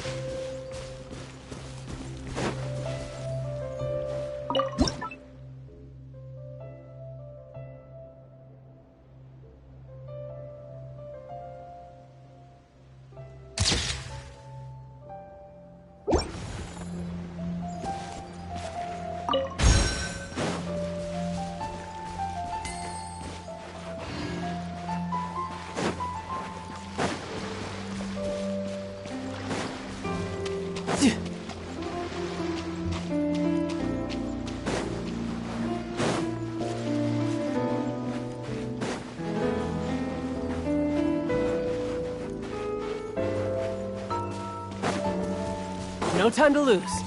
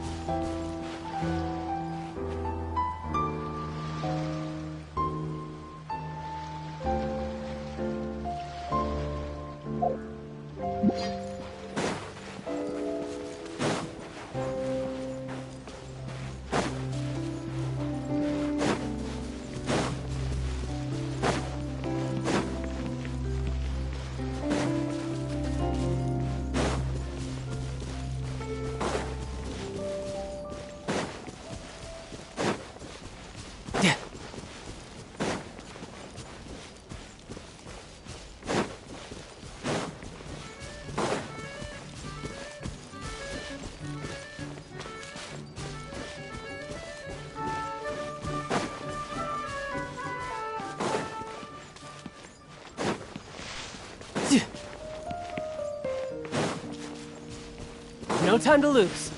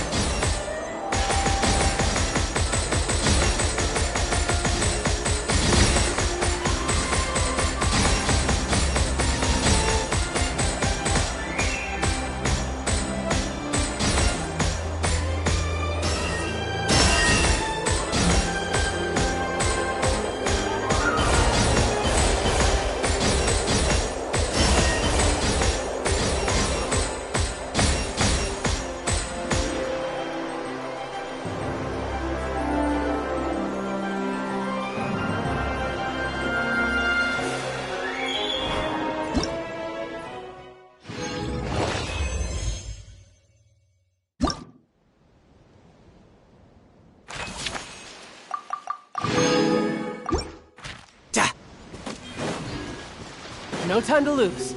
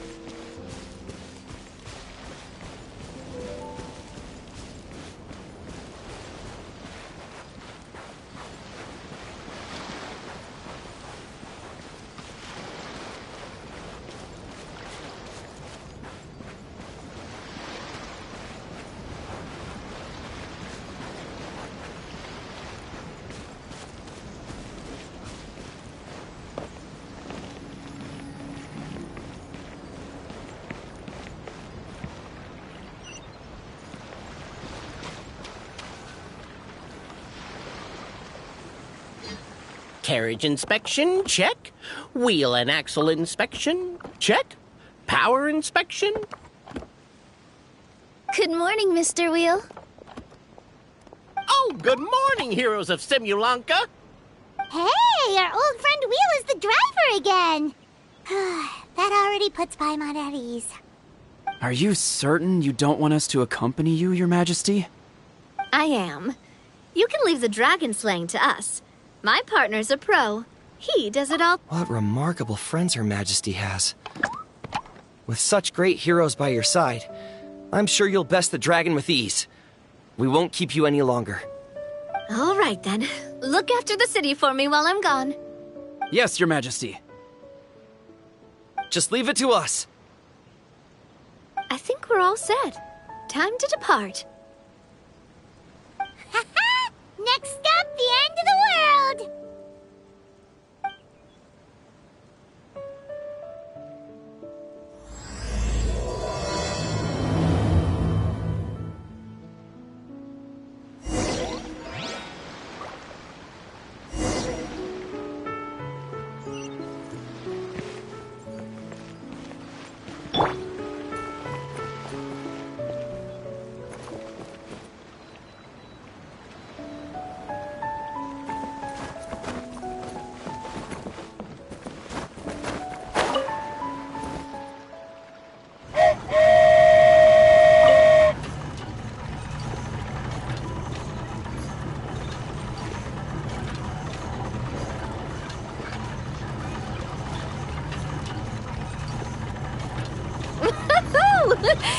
So this is what it feels like to ride a toy train. Ooh, you're really easy to please, Navia.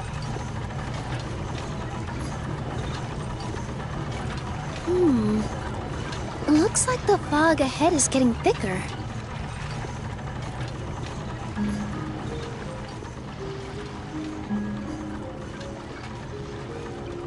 Attention, passengers!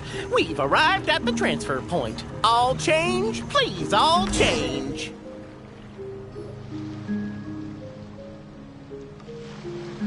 So we've got to switch trains, right? Huh? It looks like Haley Churros. Huh? Oh, Just find somewhere to hide, Mr. Wheel.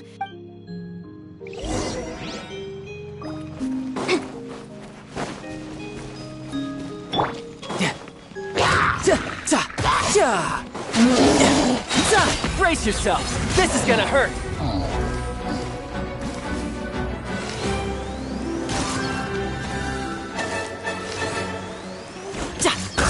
Boom, boom!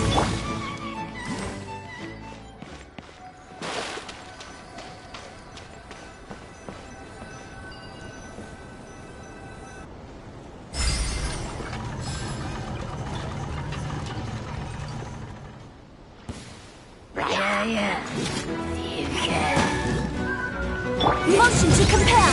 Time for your wings of darkness. Can't see?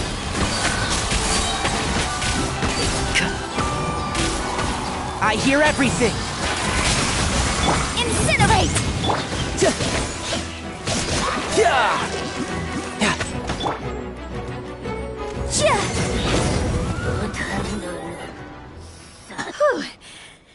thank you so much for your help, everyone. Now, let me take a look at the train.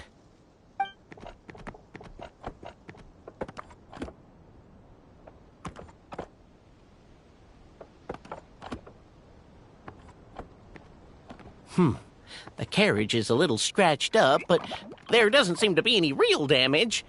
And the engine's still operating normally, so... Wonderful.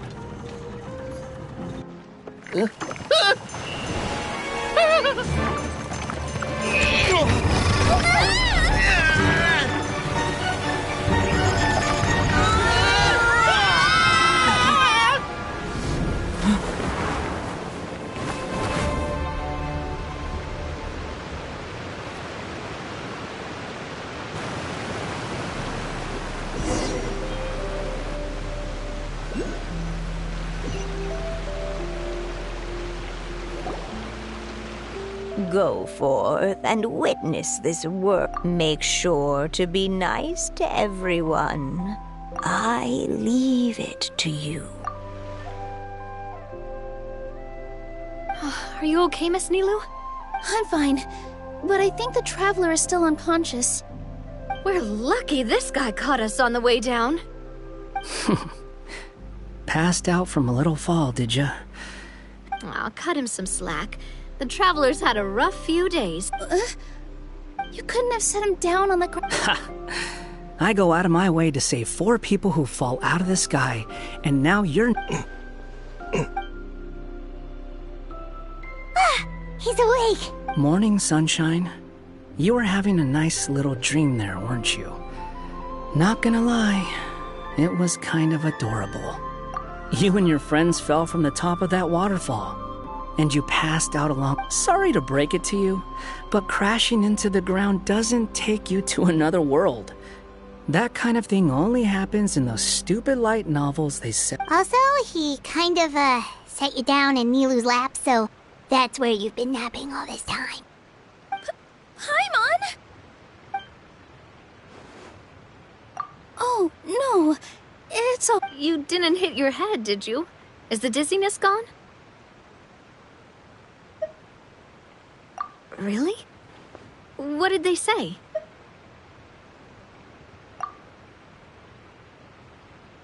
The fog you see around here can have a hallucinatory effect. Apparently, it's the work of that dragon. Maybe you inhaled some while you were freaking out on your way down. Traveler, Nilu, do you know this hat guy person? Oh, yeah. He's a student at the academia. We met during the last Inter-Darshan Championship. He was representing the Vahumana Darshan. Well then, hello there, friend. I'm Navia, the president of Spina di Rosula. It's very nice to meet you. So, should I just call you Hat Guy as well? Seems like that's what everyone's calling you. Sure. Whatever. Wait, Hat Guy. What's that sword around your waist? An unwelcome encumbrance, that's what. I've had it ever since I woke up here. Tried to toss it, but no matter what I do, it always reappears. Such a pain. Anyway, if any of you want the hero sword, you can have it. Wait, it's called what? The hero's sword. Meant to be wielded by the hero. I know. Me of all people, right? The irony. What? You're the hero of this world? Will you calm down? It's just a dumb title. Oh, it's just that this entire time, we thought we were the heroes of the prophecy. Well, if it means that much to you, you're welcome to claim the title. You'd be doing me a... That's not the point! The real question is, if you're the hero, then where the heck have you... Looking for a way out. I heard there's a boat in this area that can bring you to another world. But look at the state of things around here. The lighthouse collapsed, the boat won't budge. I say we try to find a different way out. Huh. Paimon's guessing a voice told you what you were supposed to do here. That's what happened with Navia and Nilu, at least. You expect me to take orders from some disembodied voice? Hey, wait, where are you going? To find the so-called source of this world's misfortune. The dragon responsible for this whole mess. Wait, we came here to fight the dragon as well. Why don't we go together? Grab that dragon scale over there before you leave. It'll come in handy later. A dragon scale? Where? How did you know about it? What's it for? Have you ever considered keeping your questions to yourself? Because if you actually expect me to answer them all, we'll be here until the next... You little... Paimon thought you might have learned some manners by now, but clearly not!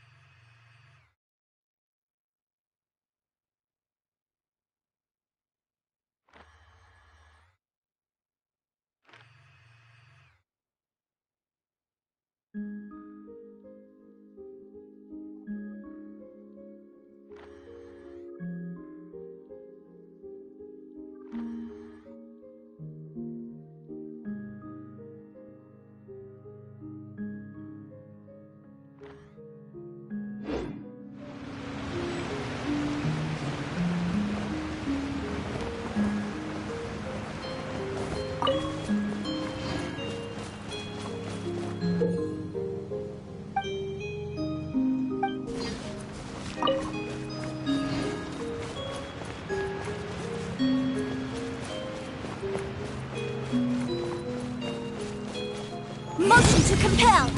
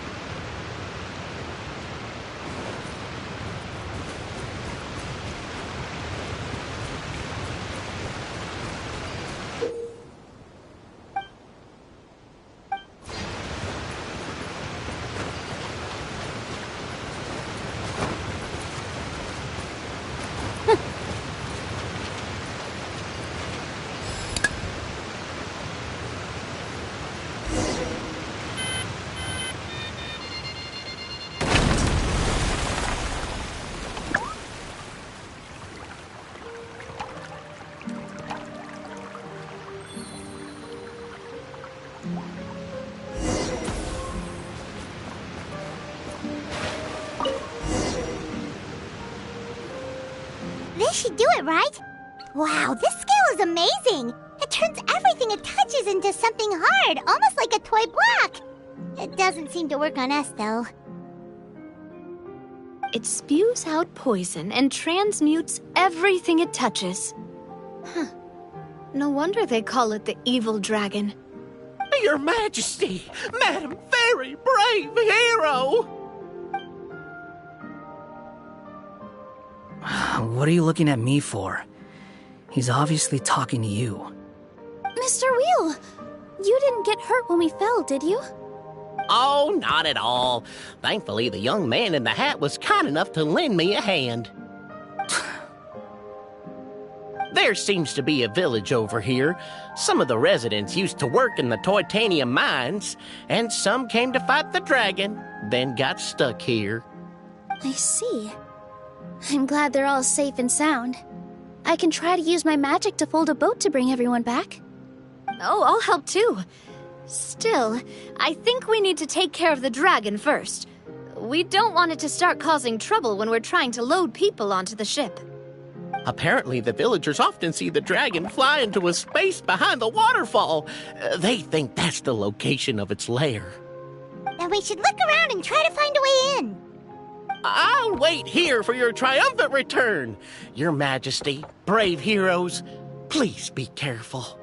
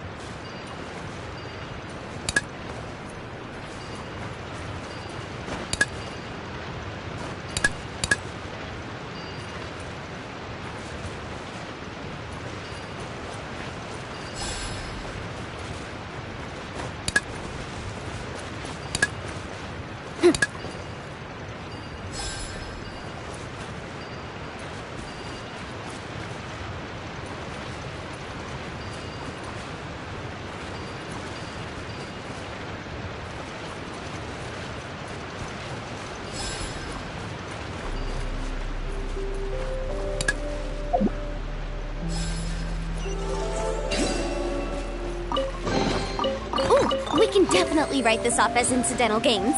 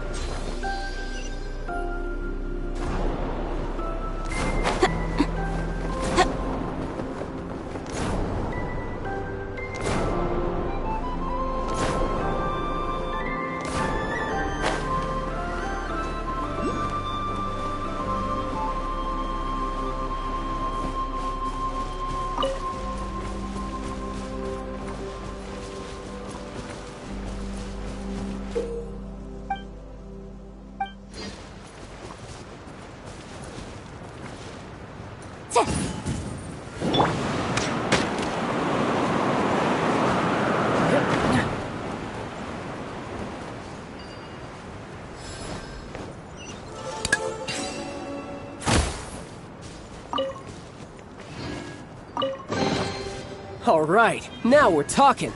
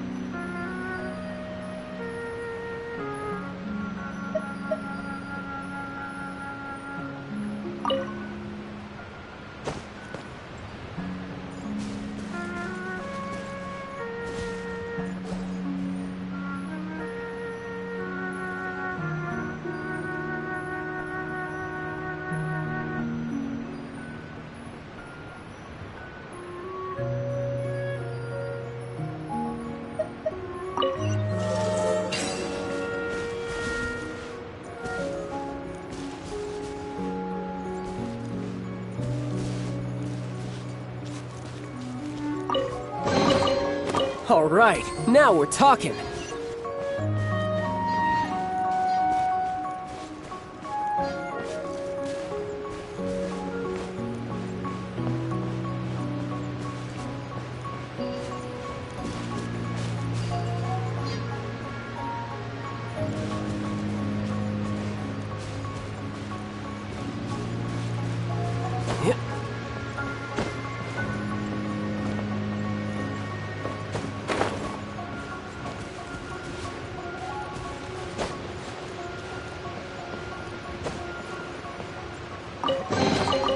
All right, now we're talking.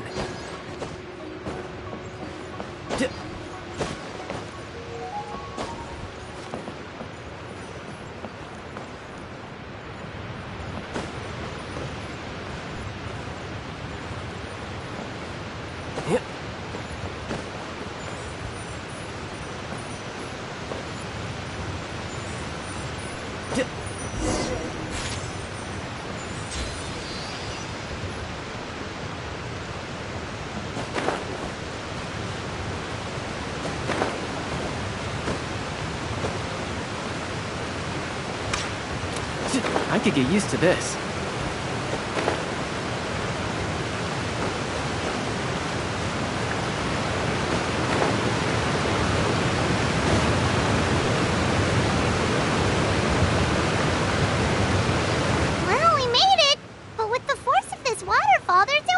getting through. Quick, take out the dragon scale. Wait, but... No. Paimon doesn't need to ask you anything. The dragon scale can turn anything it touches into toy blocks, so... Aha! You want to use it to block off the water! See? Paimon can figure things out all on her own.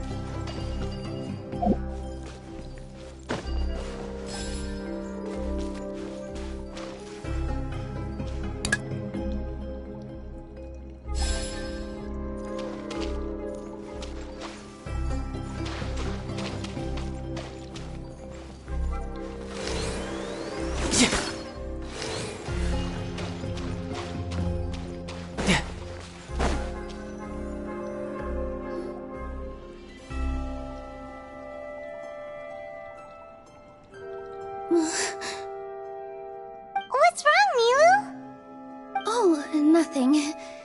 It's just... I sensed a very powerful magical signature just now. Huh. Guess this is the dragon's lair after all. Huh? When did you put... Well, we're getting ready to fight, aren't we? I feel more comfortable in my regular outfit. Hat Guy also put away that sword around his waist. Should have never had to use this thing to begin. Do you need to do anything to prepare, Traveler?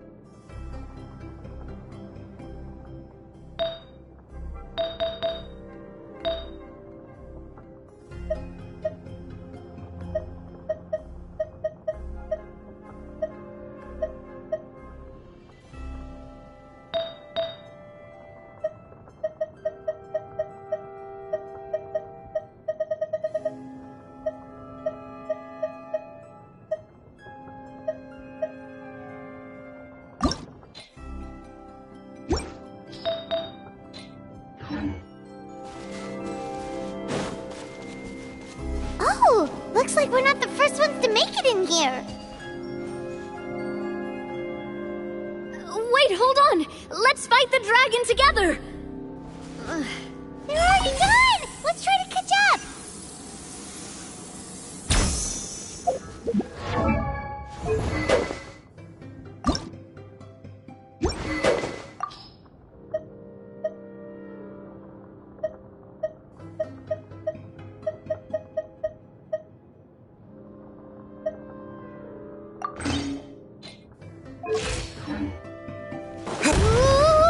Ooh, what's that sound?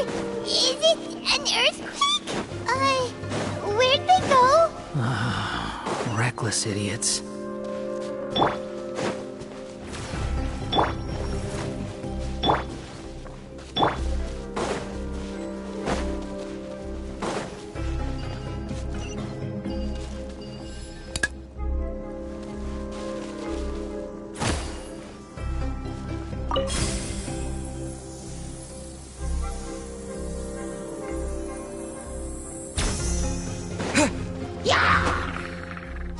Terra Smash!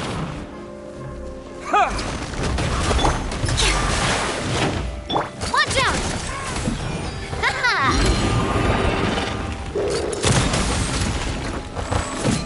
The wind rises.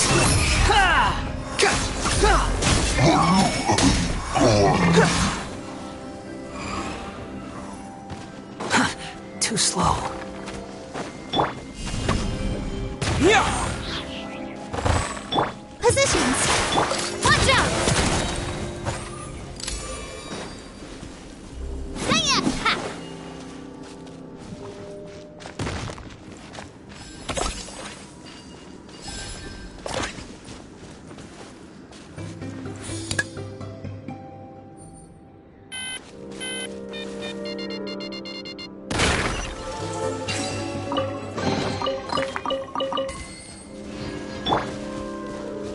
Quit following me. Too slow.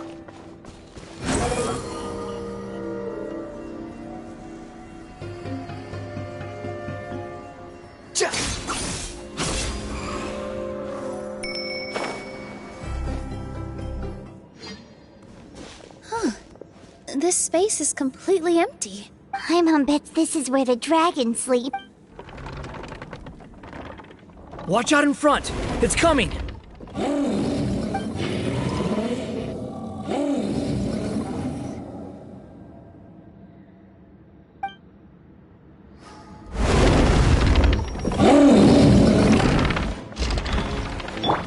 Whoa, that dragon is huge! And it just attacked us without warning!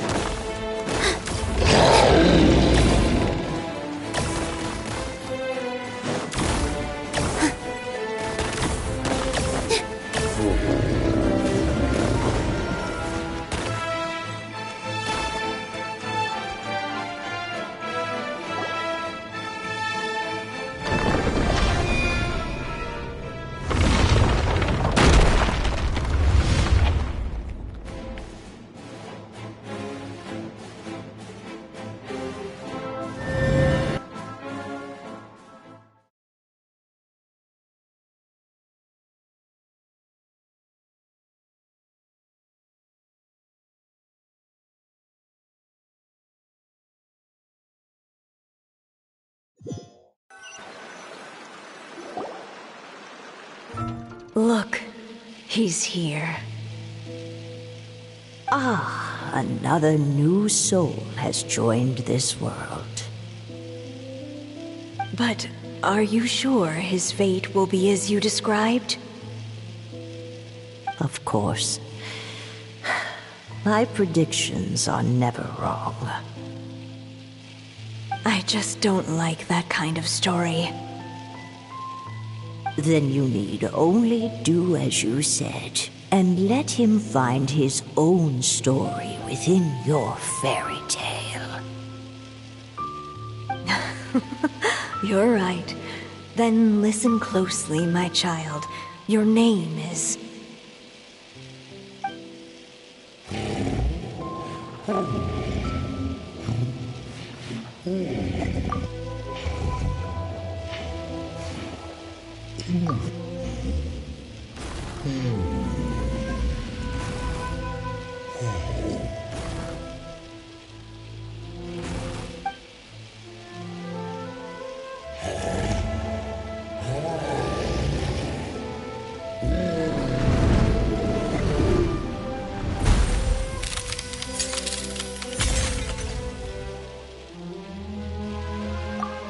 It's the dragon! The dragon that destroyed the titanium mines! Help! Help! Soldiers, pick up your weapons! Destroy that monster!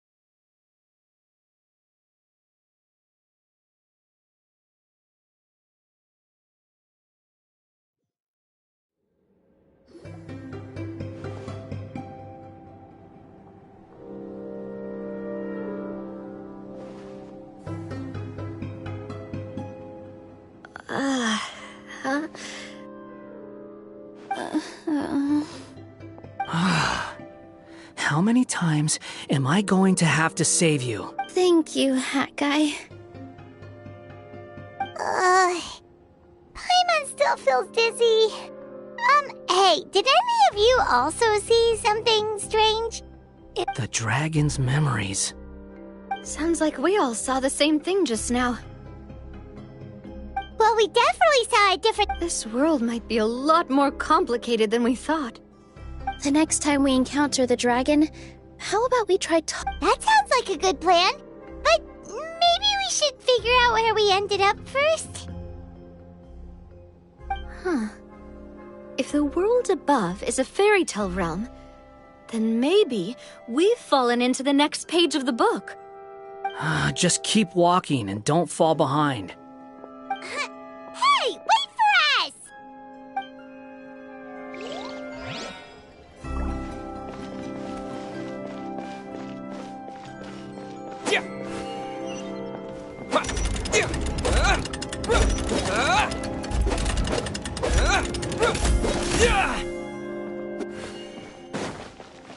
Wow, this place looks a lot different from the dragon lair.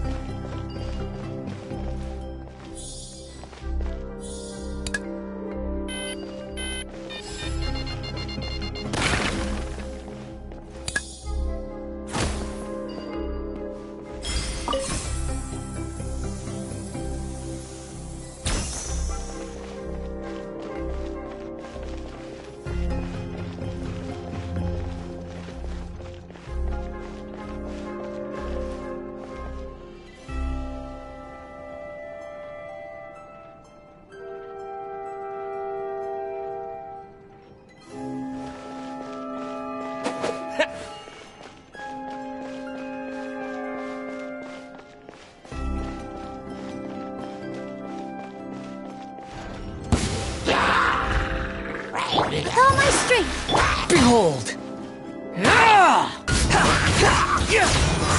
Coming at ya!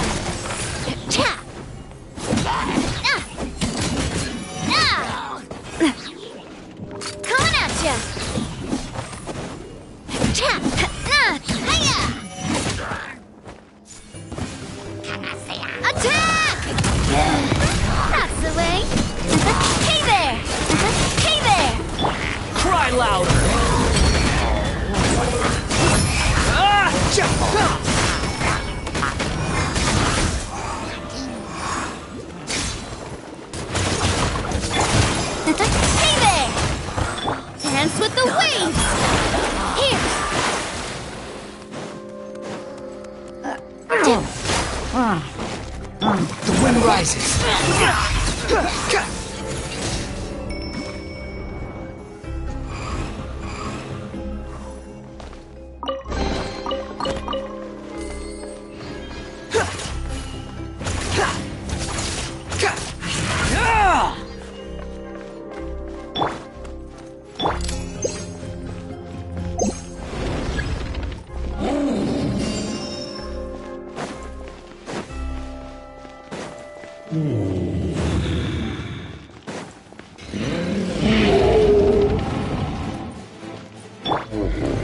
He seems angry.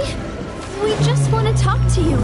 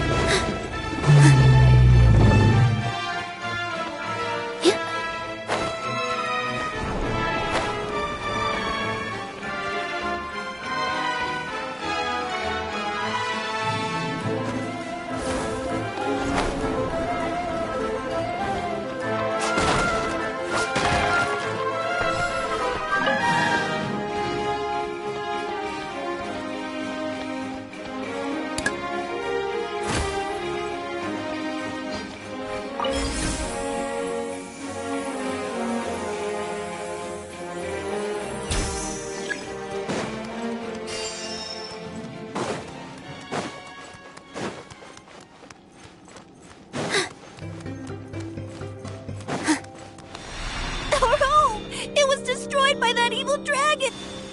The stars! It flew away with the Metropole stars! Oh no! We didn't get eaten by the dragon? The dragon just dropped us off here? Hi, guy! You're getting too far away! He's just up ahead. Is he trying to lure us somewhere? Well, I'd say we were the ones who backed him. But we just want to ask him a few questions. He's had year after year of people coming here to try to take his head.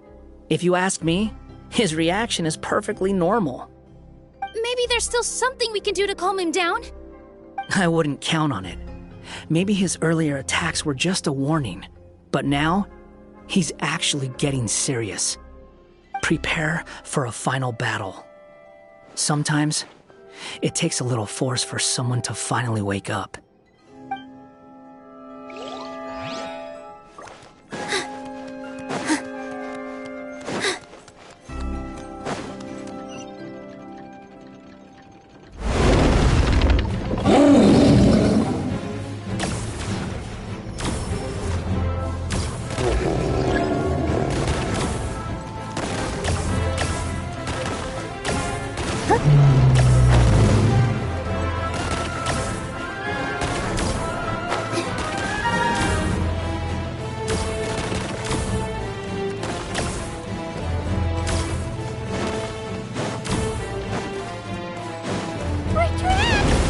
Stubborn beast. You really want to get beat up that bad?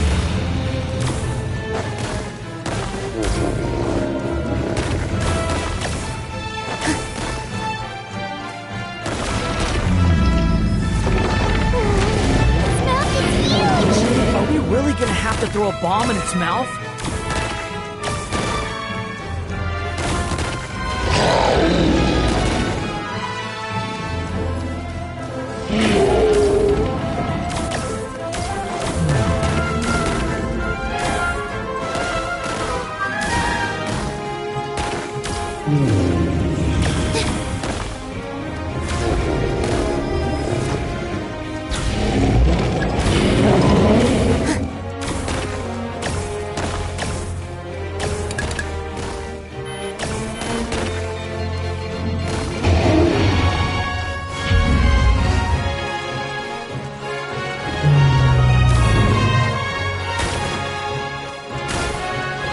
Watch out! If you fall, you're on your own this time.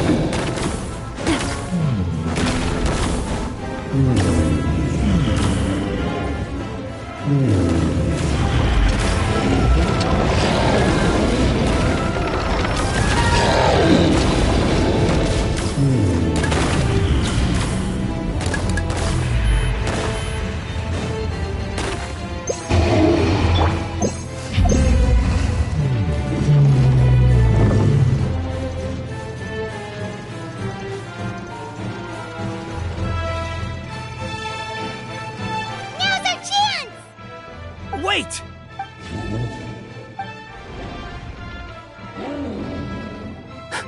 Huh?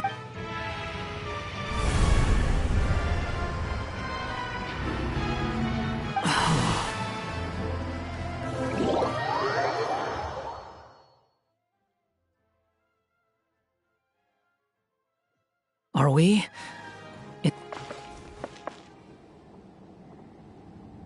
Are you sure you want to create this child, Em? even after what I told you about his fate.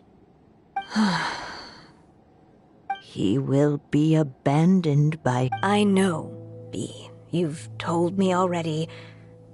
That's sad, but that's exactly why I want to change. I understand, Anya. But know that if you give him that name, his fate and But there's still a chance, right? Maybe it's a shot in the dark, but I have to try. He deserves a better life. Although, he might need the help of others when the time comes. All right, my dear. The choice is yours. Since you're so persistent, let me tell you a secret. More...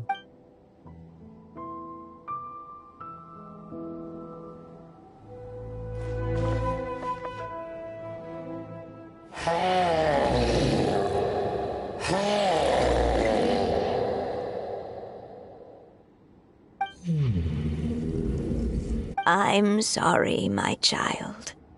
Unlike my friends, I don't have a long time to live. All said and done, the story of my life will be shorter than the fairy tales in this book. So I will have to leave your side, I'm afraid.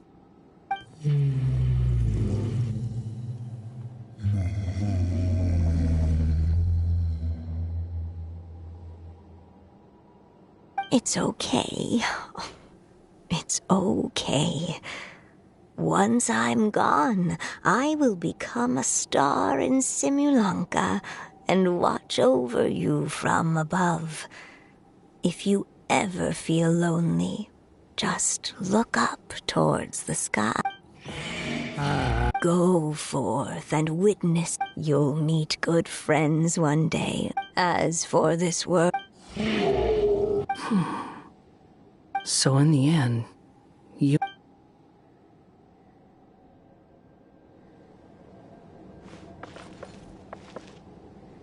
Hey, Mr. Dragon! He brought you some food. Shh! Quiet! We can't let anyone hear us. Everyone says you're a bad It's okay. Just keep hiding. Oh no! My child! Help! Somebody help me! Say no, Mom! So you're hated by people too.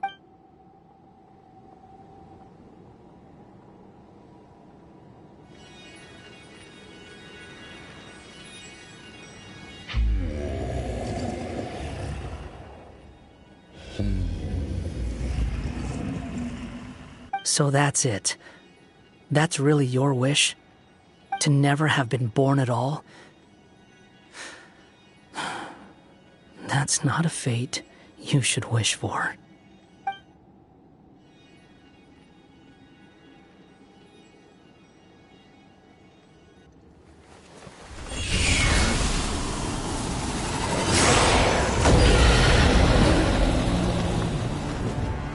Nobody can define who you are, or deny the true feelings of your heart. Now remember your name. Durin.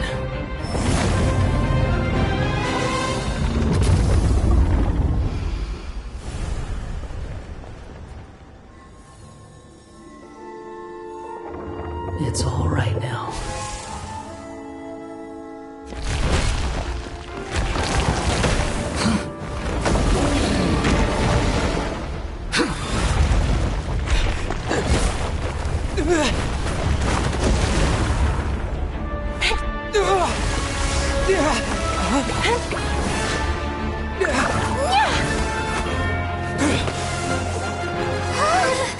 Watch out!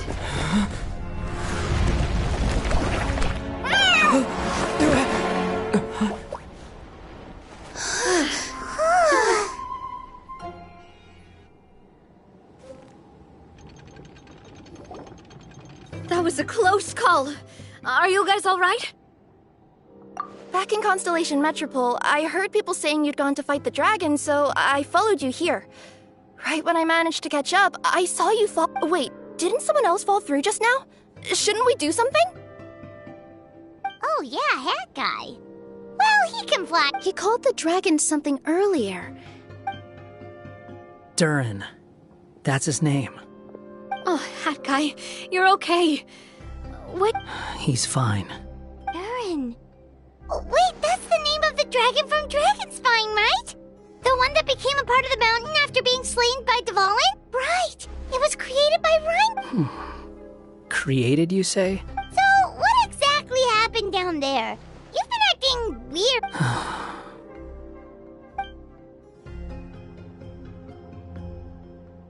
So that's the truth about Simulanka's evil dragon.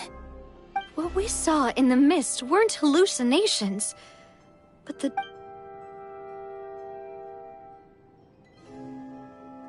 Huh. I thought it was strange.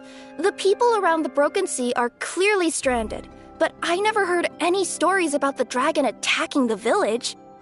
The people we met along the way are probably workers from the Toitania mines, or guards who came here to claim the dragon's head. When I first came to this world, a voice spoke to me and said, "You are the hero of this world. Now go forth and save the dragon." Who is the person behind this voice anyway? And why did they bring us all here? Come with me. The answer to all this can be found below.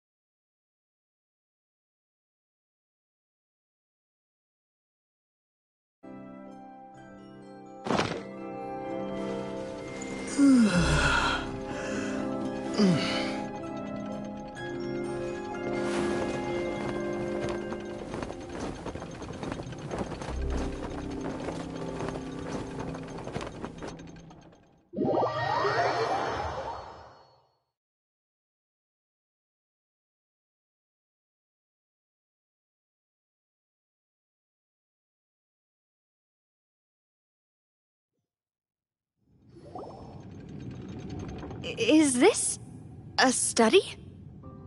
That's right. It belongs to the Goddess of Fate. Goddess of Fate? As in one of the 3 goddesses who created Simulanka? Or more precisely, M.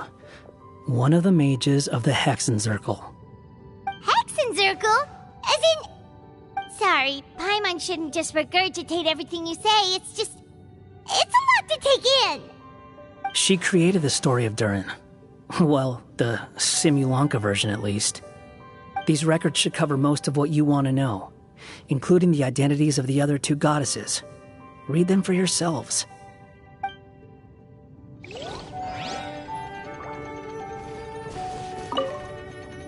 By all rights, I should have been a... Still, her magic never fails to amaze... Barbie loves looking into the future, so she used her... I think I'll make a... Apparently, she wants to build a statue.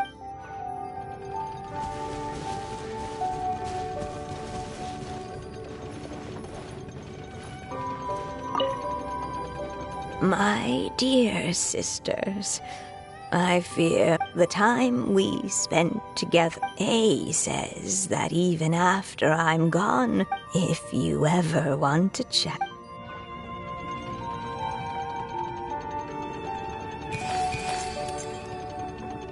It's Simulanka Durin. And he's looking up at something. A star. This must have been after M passed away. This looks like a mine. Maybe the Toitania miners dug too deep? So deep that they dug right through to the world on the next page. Yeah. And now that you mention the Forest of Blessings. Look at the size of those footprints. If that's every time he lands, then no wonder people are so terrified of him. So that's why you took the stars. Because you missed your mom.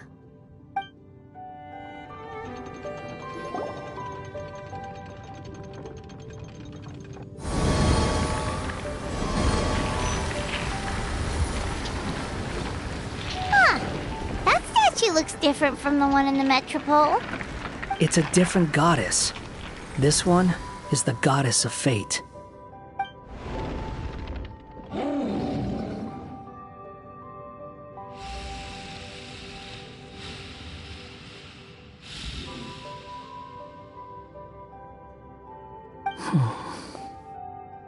It's all right now, Durin.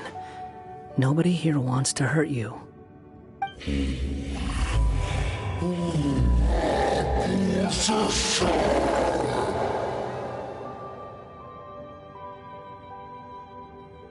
say that, Durin! Paimon made a mistake. She was wrong about you. But it's nice to talk, isn't it? Now that we've all calmed down?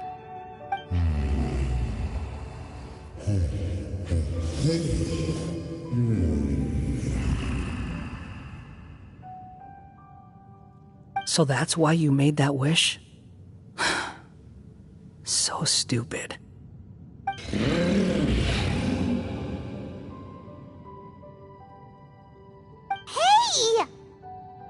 Anyone with eyes can see that all you want to do is get along with everyone.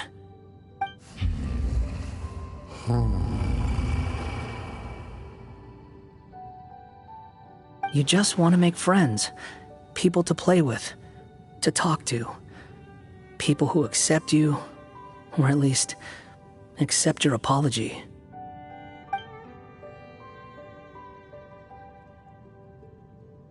Oh, you've never hurt anyone.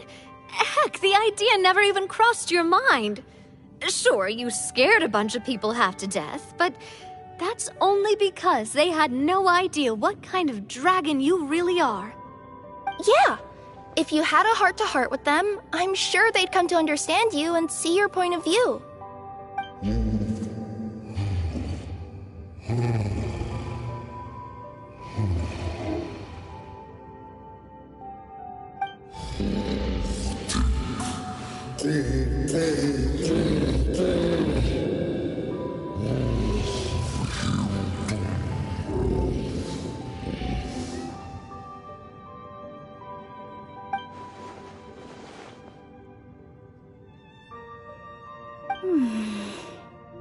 The curse. Huh? Nilu? Is it your true wish to live side by side with the people of Simulanka?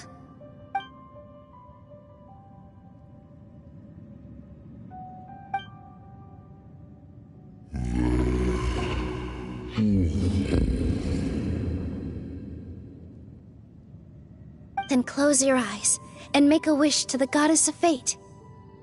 We will help make your wish come true.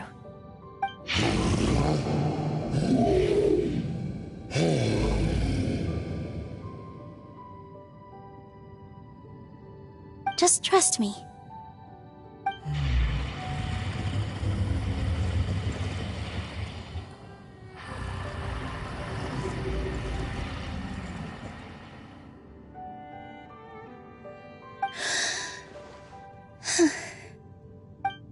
I, Nilu, the Forest Fairy, give to you my blessing and welcome you as a dweller of the forest.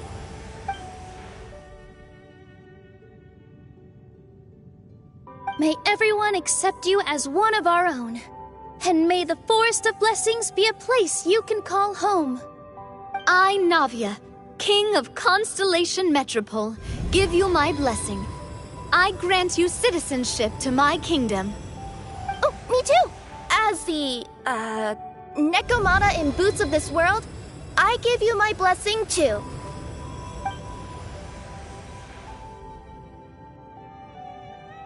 Wait, what's going on?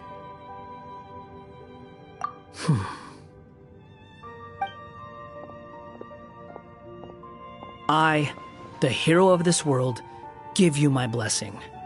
I recognize you as a resident of Simulanka. May you find acceptance in this world. Also, speaking as someone who'd like to be your friend, I wish you all the best for the future.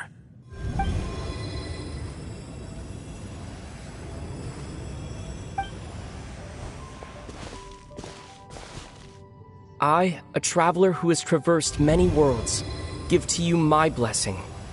May you find friendship and goodwill, no matter where you go.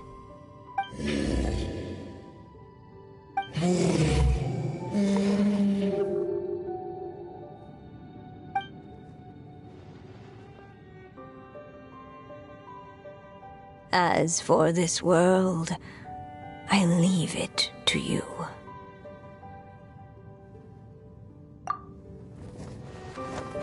Huh? What? Why are you all staring at me? Huh?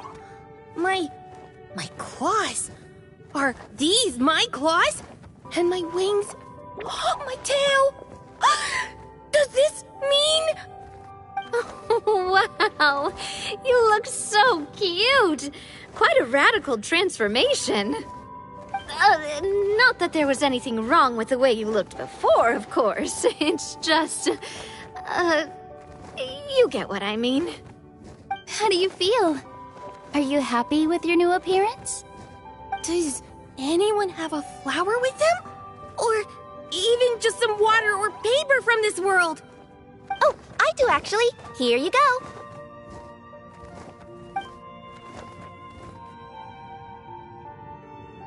They're not changing. I can touch things without changing them. Hey, that's great! One more flying friend for Paimon! Now the residents of Simulanka won't be scared of you anymore. But what about all the things that I did before? That's simple. Just go out there and atone. You could fill in the footprints you left on the ground, or help the people around the broken sea get home. Okay. And you'll come along and help me, right, Hat Guy? Huh? Why would I do that? Because you said you wanted to be my friend. You little... Gah. Well, maybe I spoke too soon. Huh? But I thought... All right, fine. I'll go with you. Really? Yes, really. Lying to you would be no fun anyway. Oh, thank you! You're the first friend to call me by my name! Let's go back up. I'm about to suffocate down here. Oh, it feels so good to finally see Hat Guy meet his match.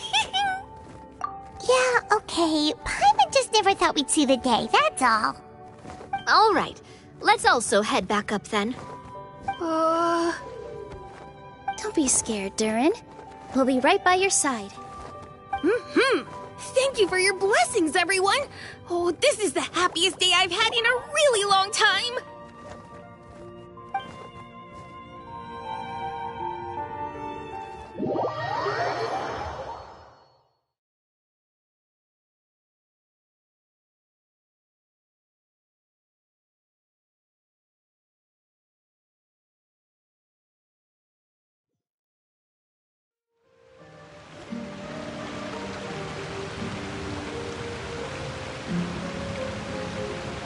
Ta-da!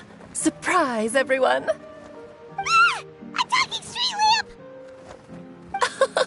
Street lamp? Oh my! You mean you still don't remember me after all the times we've spoken? I know that voice! It's Mom's friend! Hello there, traveler and friends. And Durin, it's good to see you. You've changed quite a lot. In fact, you look so different that perhaps I should call you Mini Durin. Mini Durin, huh? Yeah, I like the sound of that. It's nice being smaller. You must be one of the 3 goddesses of this world. Are you the goddess of creation? Yep, that's right. But although it's the most impressive sounding of the 3, to be honest, we all made an equal contribution toward the founding of this world. If you've ever read any of M's stories, you'll know just how enchanting the worlds are that she writes about. So enchanting that I just had to step inside and explore it for real. So I got B involved, and with M's consent, created the world of Simulanka. Whoa, whoa, whoa! You're getting a little ahead of yourself. First things first, would you mind explaining what you're doing here? In fact, no! What are we even doing here? Don't worry, all will be revealed. After everything you accomplished on your journey, you're free to ask me anything you want. Let's start with your first question then. I'm here because I sensed a great magic power emanating from the book just now, and I couldn't resist the urge to peek inside and check it out. That must have been when we all gave Mini Durin our blessings, right? Yes, exactly. In the world of fairy tales, words and emotions often carry far more power than any spell. It's all thanks to your magic that Mini Durin was able to take this form. Come say hi to me, little one. Oh, look at you. You're as cute as a button. So, what about us? Was it always part of the plan that we'd come here? Plan isn't the word I'd use. If you ask me, I'd say fate works in mysterious ways. When Durin of Simulanka made his wish to the goddess of fate, it just so happened that in a world far away, all of you wonderful people were holding a copy of M's fairy tale at that exact moment. And because of your noble and kind souls, you were selected by the goddess of fate to come and save this world. Now that you mention it, that's what I was doing when I was transported here. I was reading a fairy tale to some children in the Fleuve Cendra. I think I just, happened upon an old book and decided to use it as my pillow during a nap in a box. Wow, what a crazy coincidence. Wait, that's not right. How come everyone else got assigned a role except us? 'Cause we were also... Yeah, that was it. We just received a strange book and we had no idea who sent it. Then, the moment we opened it up to start reading it, we found ourselves here. You're the one who sent it to us, aren't you? Oh, is that what happened? Yes, that does sound like me, doesn't it? Good question. Why indeed? Maybe I thought this was such a good story it simply had to be read by someone. As the traveler and witness of many worlds, how could I let such a beautiful place pass you by? I can sense that your blessing for Mini Durin was a very special one. With this blessing from beyond the story, he might even be able to explore worlds outside of this one. Teyvat, you mean? That's right. In fact, back when we were first creating Simulanka, Em told us that she hoped the people of this world would one day be able to explore the wider world beyond. Every story has an ending, but if the story becomes reality, it should have the right to choose its own path. So, in other words, the predestined lives these people lead were always going to disappear one way or another. Wait, so even if the people here get to go to other worlds, surely there's gotta be a way we can leave too, right? Don't you realize you've been able to leave all along? Huh? You can either take the boat at the Broken Sea or touch the giant bookmark at the Cliff of Prophecy. All you need to do if you want to leave is focus on the place you want to go. How were we supposed to know that if you never told us? Huh, didn't I? Well, given how smart and capable you are, surely it can't have posed a huge problem for you. As for your other friends who were summoned here, if I had to guess, I'd say the Goddess of Fate probably didn't tell them about it because she wanted them to get engrossed in the story. She's Em's reflection, after all.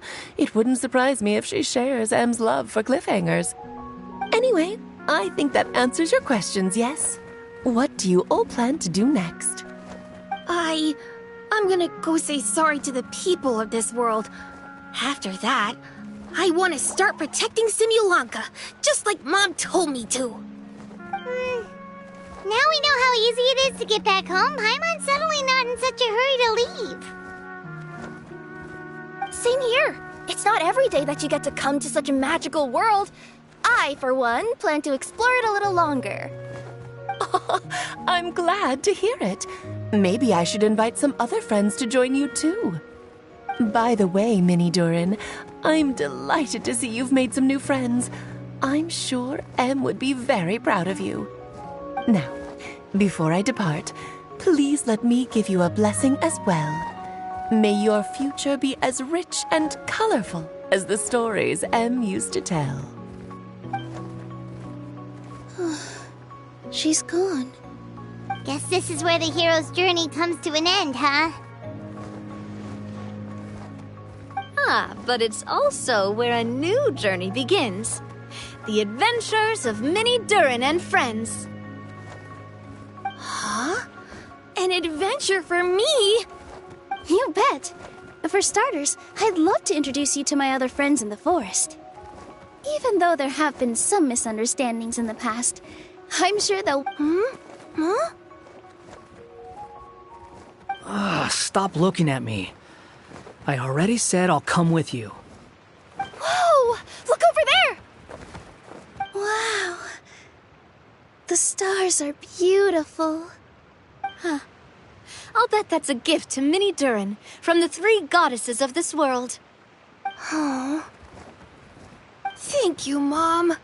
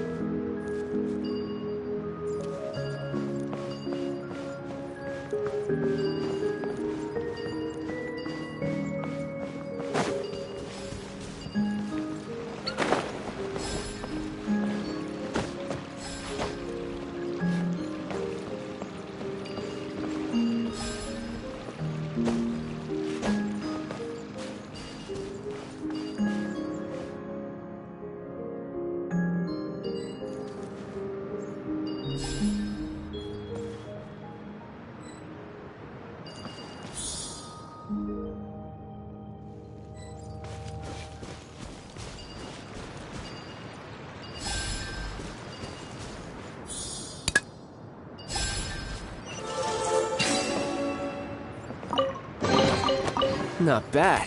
Not bad at all.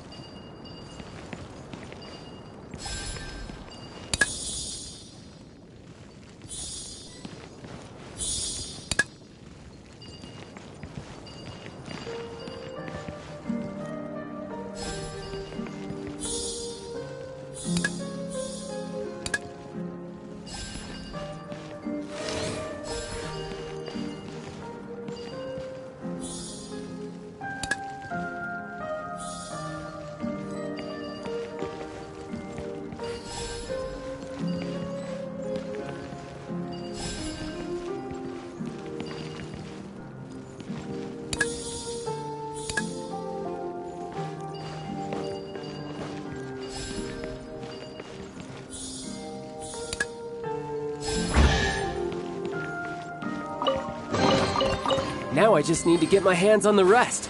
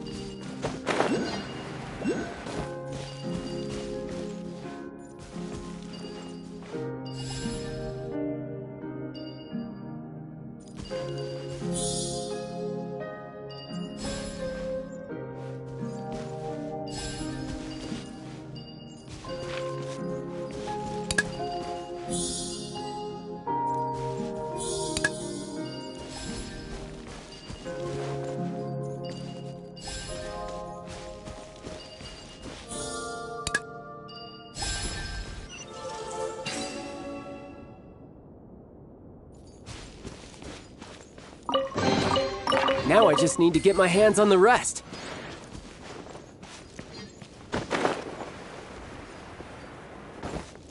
I could get used to this.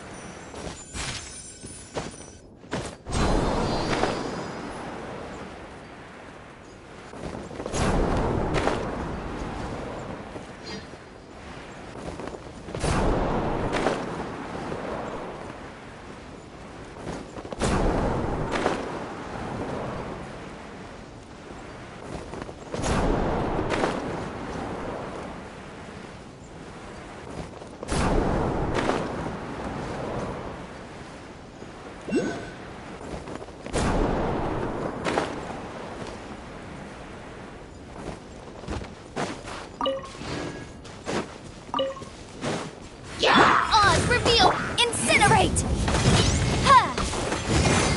One with the force.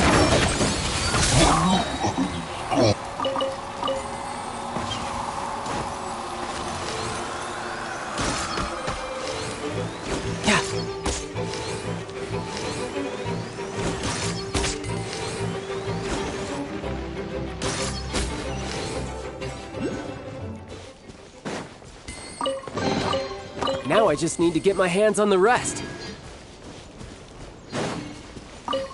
Yeah. Yeah.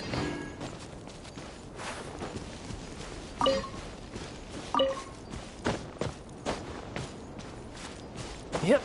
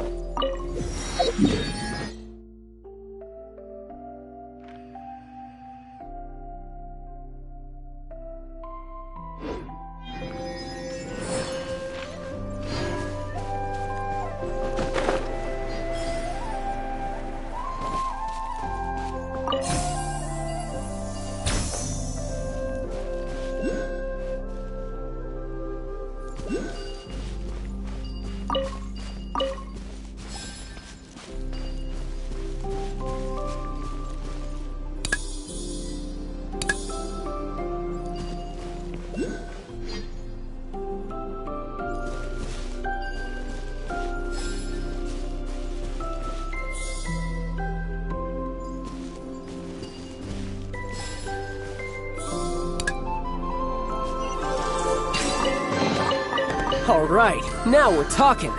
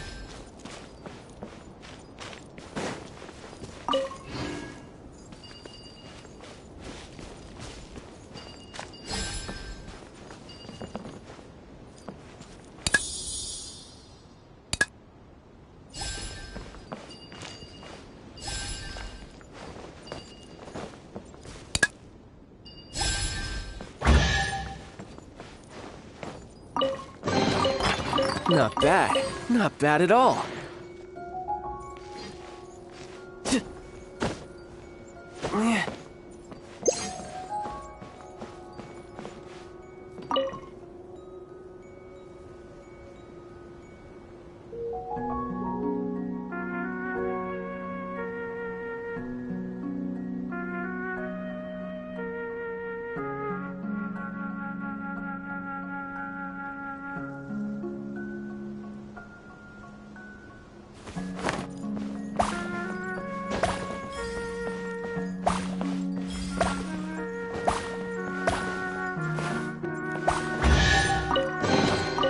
Now I just need to get my hands on the rest.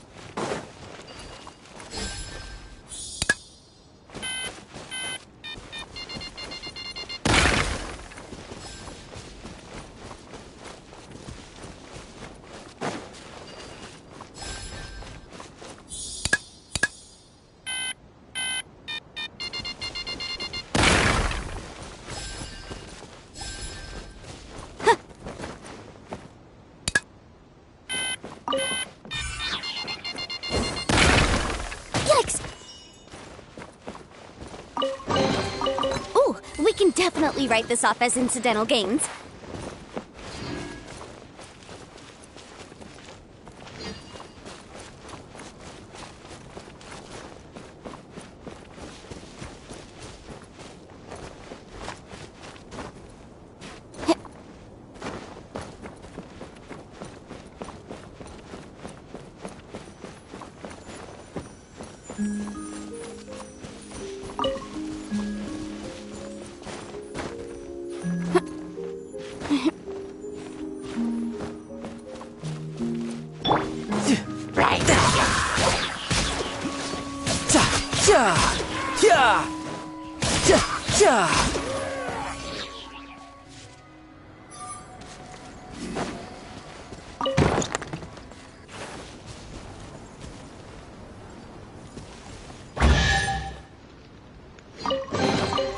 Now I just need to get my hands on the rest.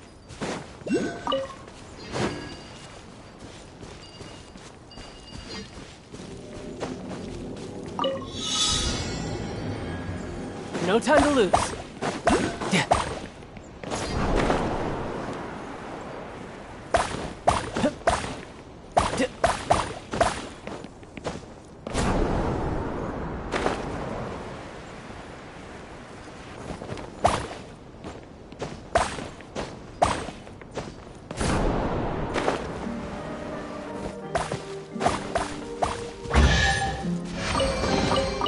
All right, now we're talking. Breath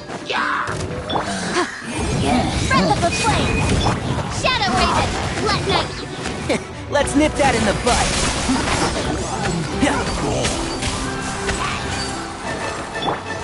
Shouldn't let your guard down.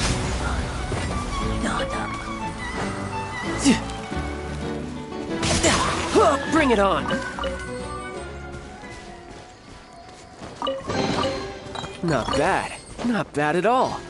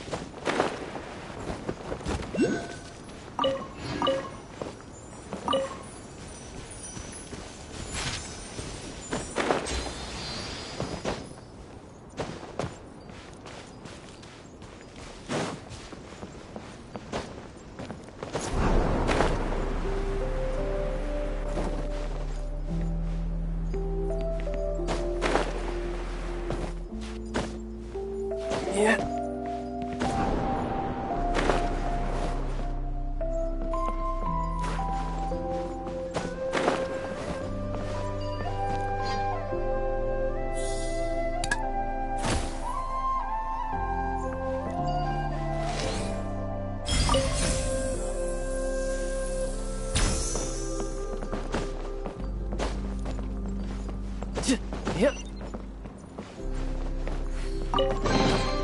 Not bad. Not bad at all.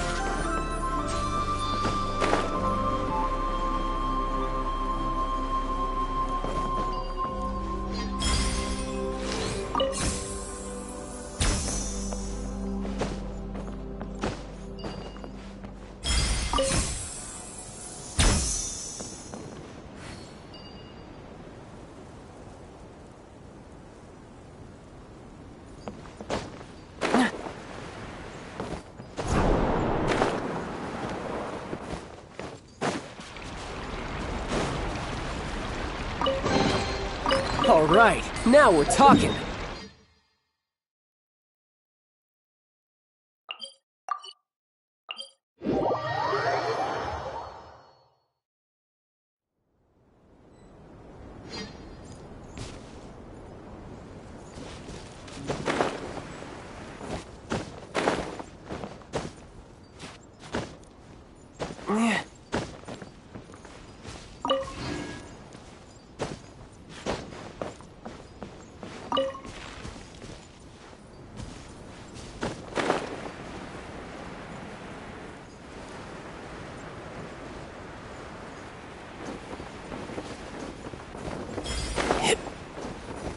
I could get used to this.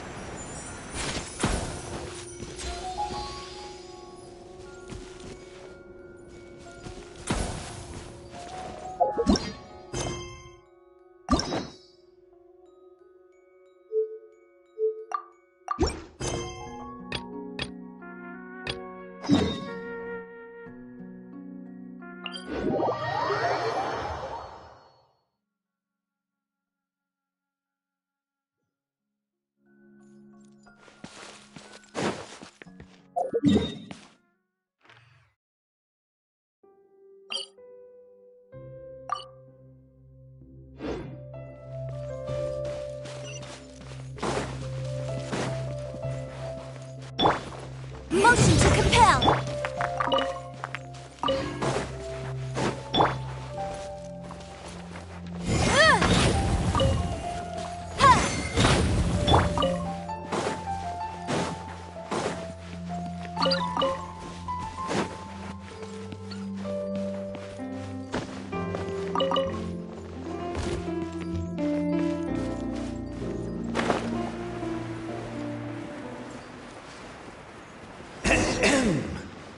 So many summers, winters, springs, and falls, and now at last a hero hither strides.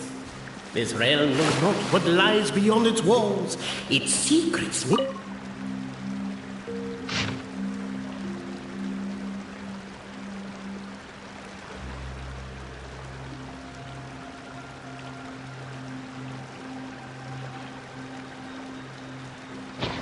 As golden sunlight fills the... Captivated by the epic poetry and enthralled by the outstanding storytelling, the Outlanders knew what their next...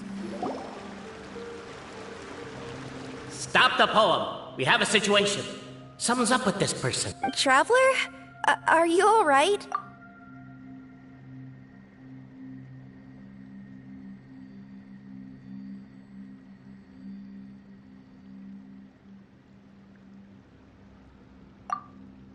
Come on, you can do it! This can't be how our story ends!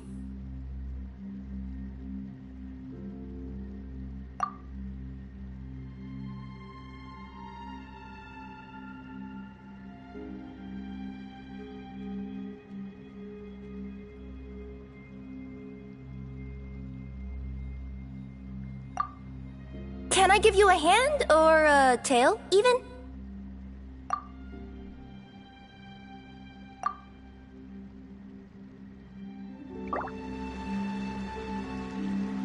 Namely, to remove the clockwork key from the raised platform up ahead. Cafe, I just... With wood and earthenware strewn all around, the demon feline's fury can't be quelled, reducing them to rubble on the ground. No, you don't. I wrote that line. Don't start plagiarizing. Strong as stone, firm as steel, the Outlander pulls, but it does not yield. This has happened many times before, but this time is different. The attack now over, only one final step remains. Now it is the time to seize the key. Yes! Finally! Come on, move your butts! And your legs, assuming they're still in working order. It's showtime! No hard feelings about your lack of poetic contributions? Oh, let it go! Yeah, I noticed that too. It's one standard for us and another for you. That's not fair, Cape. Ah! Welcome, esteemed and noble Outlander. We represent the three great... Our purpose being to await the arrival... My name is... You're Cape, he's Albizzi, and that's... You've done so much talking that we can already tell you apart by your voices. Aren't we missing someone, though? Who? And thus was born the long-awaited... Him. Well, there's no fourth person, so... Which of you is the ventriloquist? Come on, out with it! We've never heard that voice before. Well, whoever it is, I don't know and I don't care. Forget about him. That key you hold is the pivot point about which the past and present of the Metropole revolve. Each clan has its own version of history, detailing the clan's origins and the tale of... Dragon?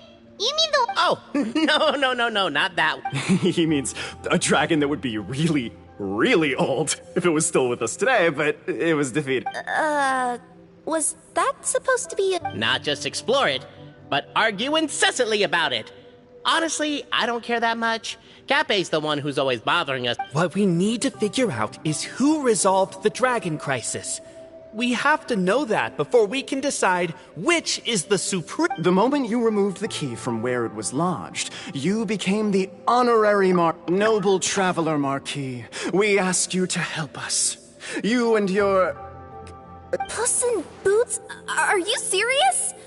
It's better than demon feel. Embrace it, my friend. Embrace it. Most cats don't... I'm not even a cat. I'm a Nekomata. Now that you know the word, I expect... Please allow me to lead you all to a sacred memorial site. It will be much easier to explain what needs...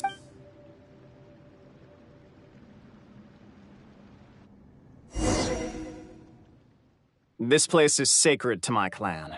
It's where our brave forefathers once took up arms against the dragon of old. After a bitter battle that dragged on for many days and nights, finally, our forefathers fought the dragon into so they say. It's just a... Wait a second? Did I just hear you admit that your clan's history is just a legend? A history, legend, who cares? My clan was definitely courageous, that's the point. And isn't the truth what we've all been arguing about? Cape's words gave the traveler food for thought. Could it be that the truth in a... But that would have to wait. Apparently, Cape was not alone in his pilgrimage to this sacred site. The traveler and the talking cat, Nekomata, decided to...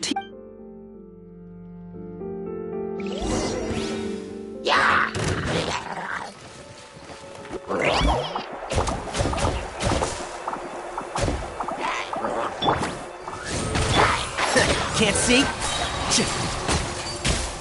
Wow. A true display of heroism and valor. It was as if the spirits of my ancestors were fighting through me. Here's a thought.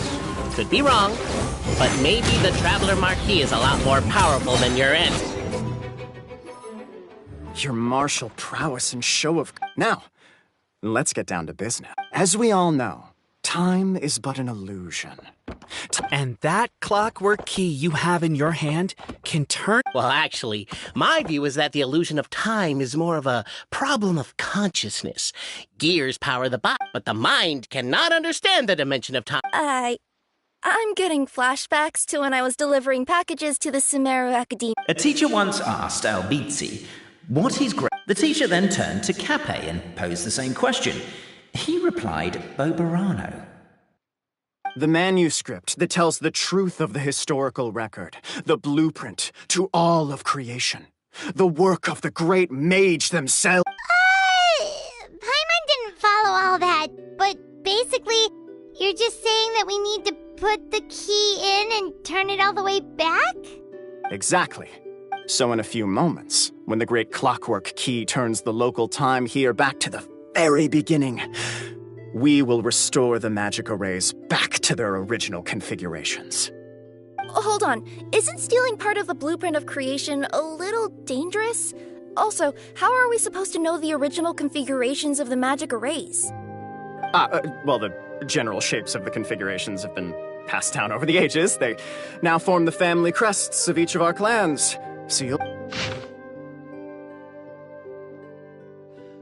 To address your other concern, when the house has already been built, do you really think that taking away the construction crew and... The Traveler Marquis prepares to insert the great clockwork key into the nearby keyhole.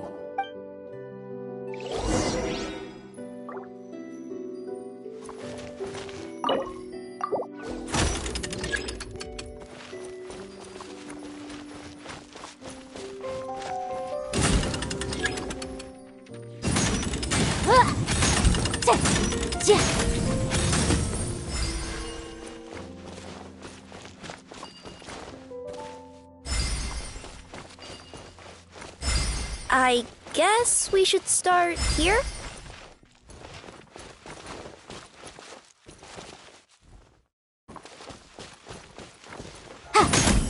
Why don't you give it another try?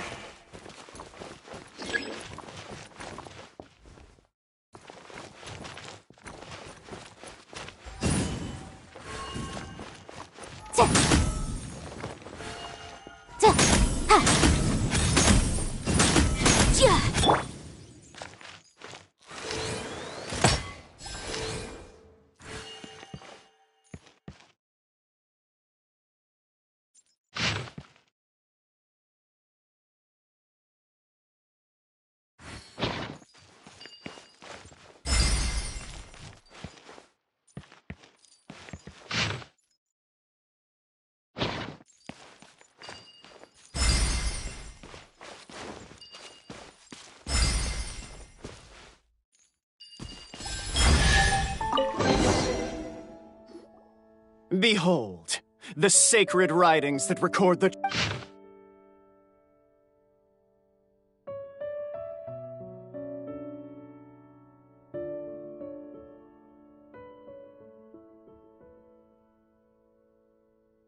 Feast your eyes. Rejoice. I don't believe it.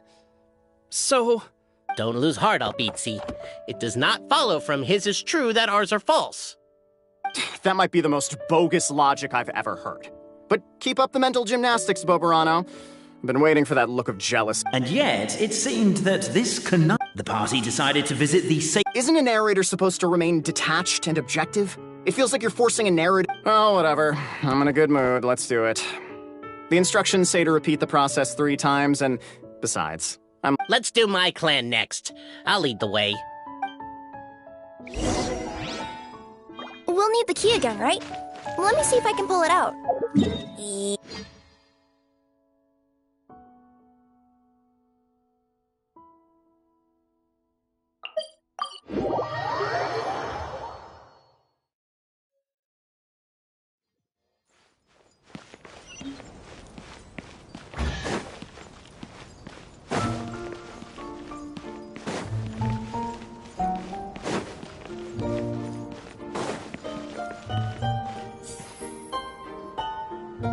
The party finds no pedestal in which to place the great clockwork key, only a locked door. Where's your clan's pedestal? Oh, let me guess, you hid it away in advance to save yourself the embarrassment of having it exposed as a fake?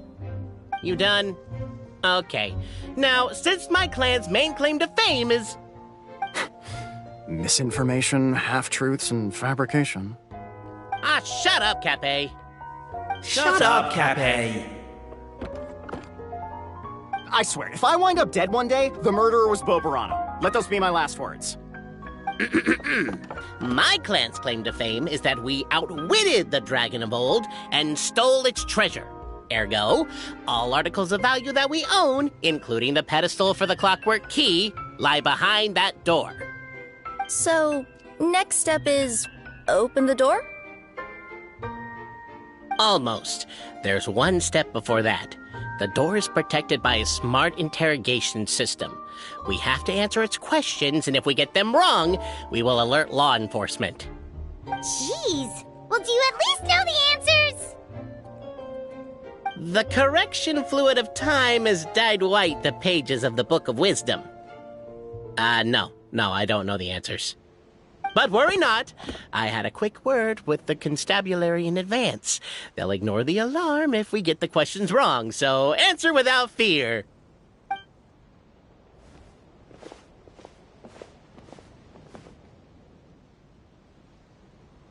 Question 1. Who is it?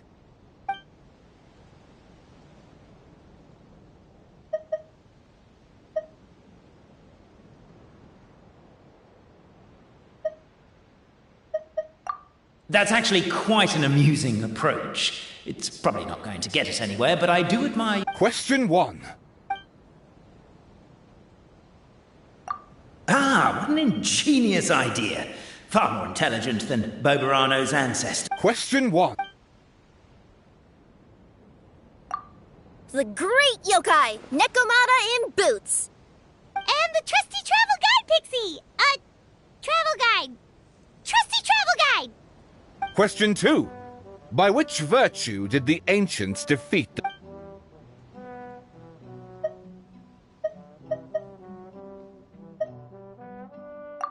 To be completely honest, hard work is a bit of an alien concept to us here in the Constellation Metropole. We have... Question 2. By which... If this is the right answer, I swear I'll... Correct! What? Question 3. Which is more real? The fiction of the outside world, or the truth?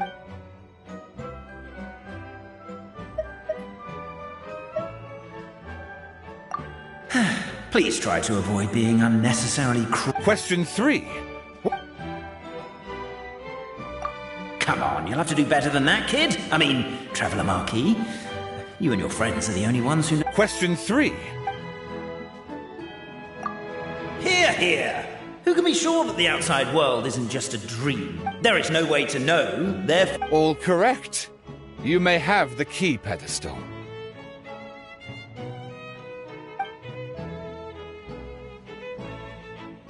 Traveler Marquis, you know what must be done. Please insert the great clockwork key. Oh, and this is my family crest.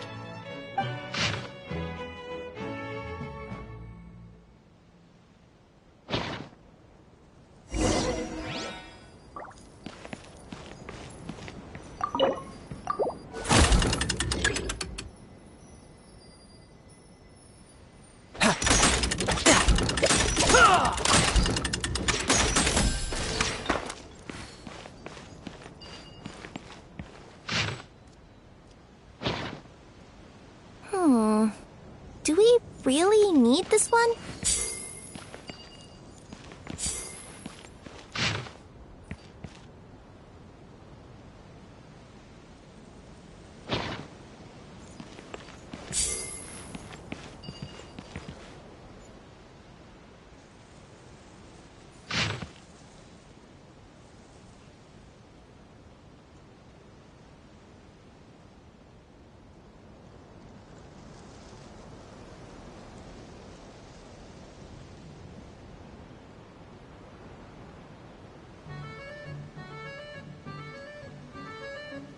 I wonder what the rest of the Harbingers are up to. Plotting and scheming on an ever grander scale, no doubt.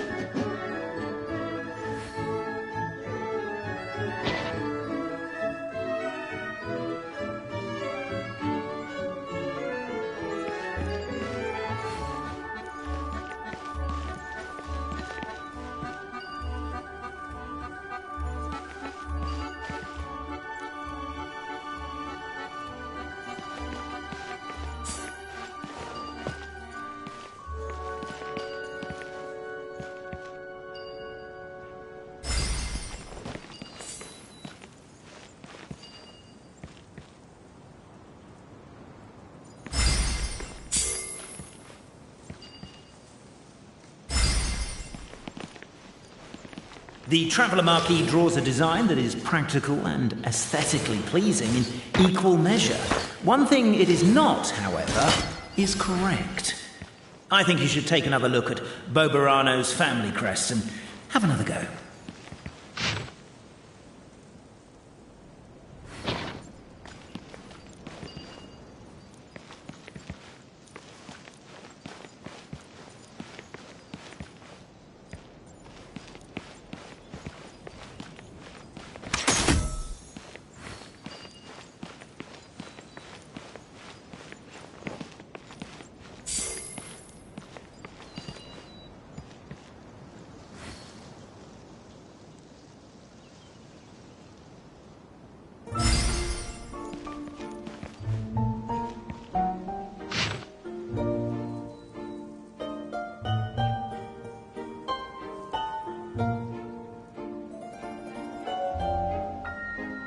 Are you, gonna try again?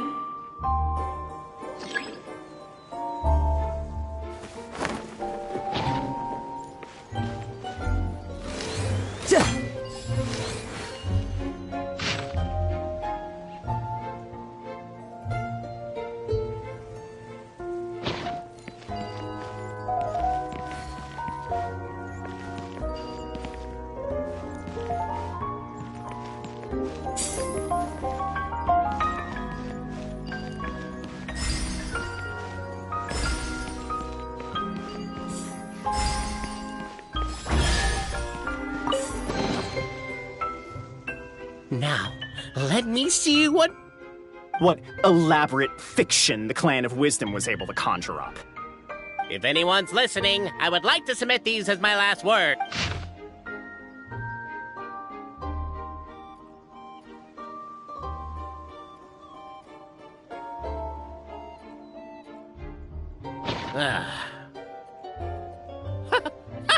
What?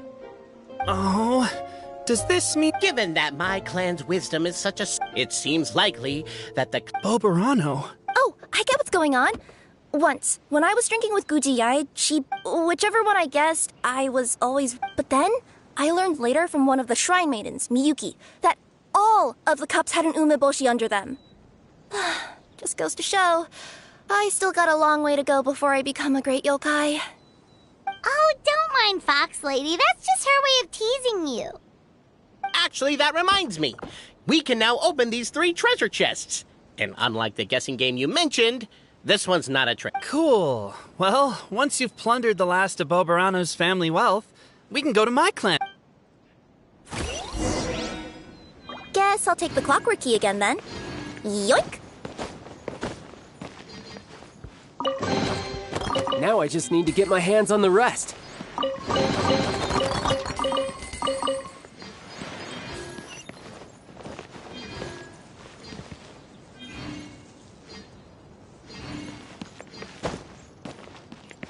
No time to lose.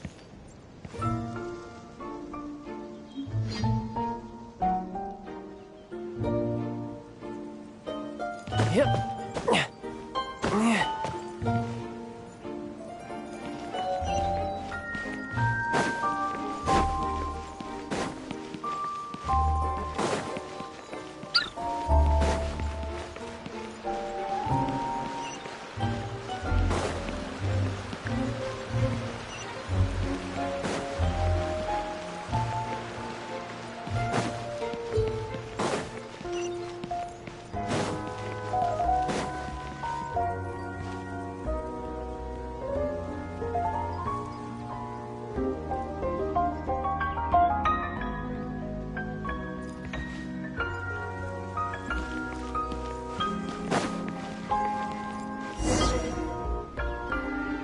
The cohort of truth seekers followed Albizzi to his clan's sacred site. They arrived to the site of a giant guard towering over them. Up ahead is my clan's gigantified guard. He can be a little pig-headed, and he's incredibly strong. Your weapons won't even scratch him. Wait, but wasn't Kappei's clan the one that's all about strength? So, what do you guys believe in then? Oh, the guard is one of Kappei's people. Size is a coveted trait in the clan of strength, after all.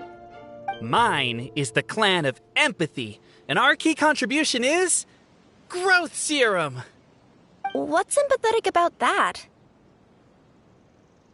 Our ancestors believed that, just maybe, the dragon of old didn't mean us any harm at all. Perhaps the dragon simply didn't notice us, since we are so very tiny. So, they drank the growth serum and grew even larger than the dragon. Then, they set the dragon down, calmly explained their perspective, and eventually taught it how to empathize. The serum isn't what it once was, though. Nowadays, it doesn't make you grow all that much, and it actually makes you lose your empathy. So, I advise we take a detour. Despite Albizzi's words of caution, somebody, no doubt, has other ideas. Surely we could avoid a conflict with the guard, they think to themselves. If we could... Everyone, I have returned! I come with the... Well, we weren't told anything about that this morning. Get out of here!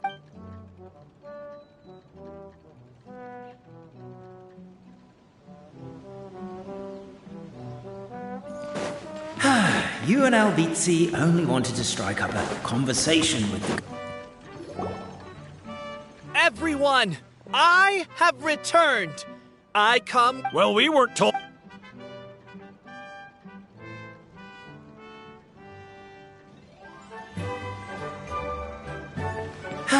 You and Albizzi only wanted to strike up a conversation with the guard. But since greeting you wasn't one of the items included in today... Why is my own clan treating me like a villain? You've been away too long. We all have. Feels like we've been waiting forever.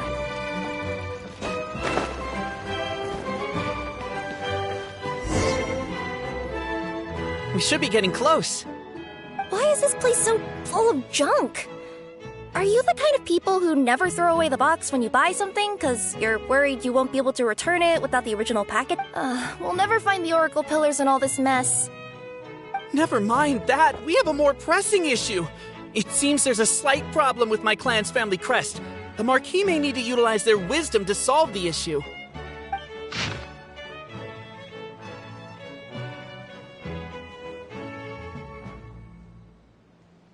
Wisdom too, huh? Well, you guys have a bit of everything, don't you? Except empathy.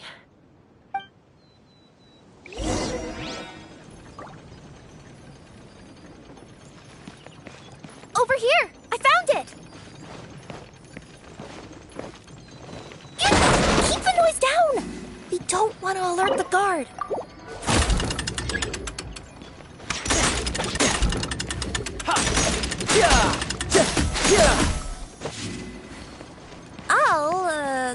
I'll go keep watch.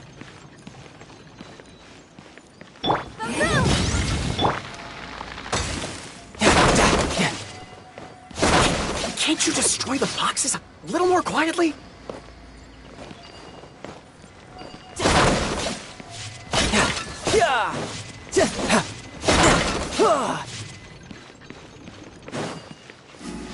You think it's a little impolite to sneak... Thank you for being honest and surrendering willingly. Now we will...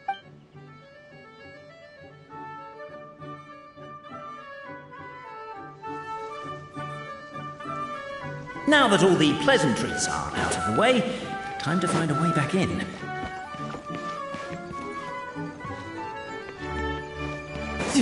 No time to lose.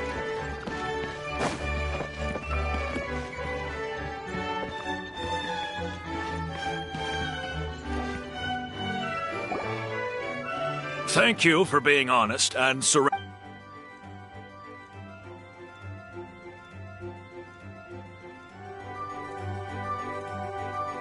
Now that all the pleasantries are out of the way, time to find a way back in.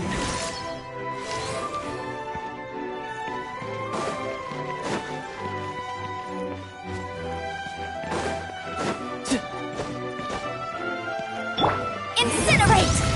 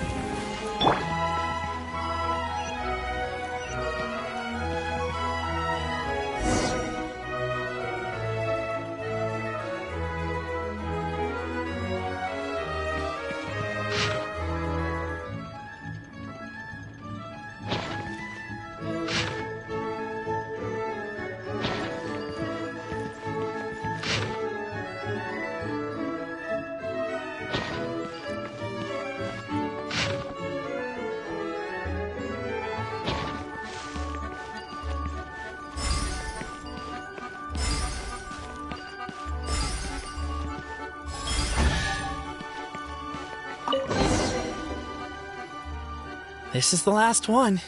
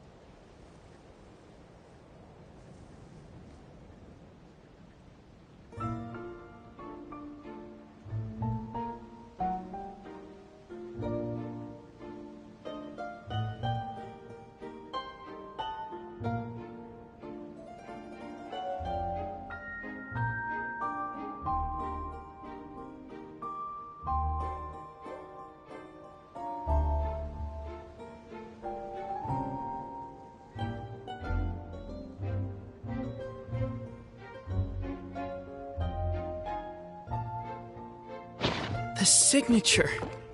So it's true. Empathy is one of the founding virtues of Constellation Metropole, too. Just as we suspected, all three are the truth. Okay. Well, this is a lot to process. I feel a little empty inside. Yes, we found the truth, but there's too much truth. I get you. It's like in Inazuma, when there were only 6 books in the Mirage Warrior series, it was really popular. But by the time book number 88 came out, nobody wanted to read it. They'd all lost interest. A brief moment of joy is anyone? That's exactly what Paimon was wondering. So Paimon was worried she'd look stupid for asking the question. It's not a stupid question at all, my dear little pixie. The problem is, all three truths are the history of the exact... Suddenly, the sound of a bell rings out.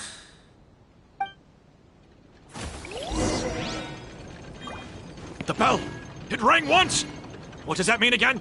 Ah, yes! Highest level of emergency! Everyone, to the main entrance! Stat! Bring all the glue traps and place them outside the gates! The whole city is on the lookout, and there's only one way out. It's the path right in front of you.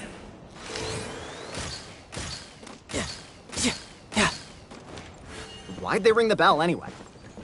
Also, why is 1 ring the highest level of... Suspicious individuals detected! I don't know what law you've broken, but we're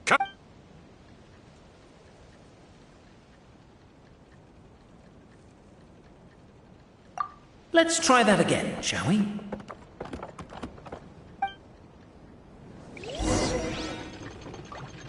The bell! It rang once! What does that mean again? Ah, yes! Highest level of emergency! Everyone, to the main entrance! Stat! Bring all the glue traps and place them outside the gates! The whole city is on the lookout, and there's only one way out. It's the path right in front of you.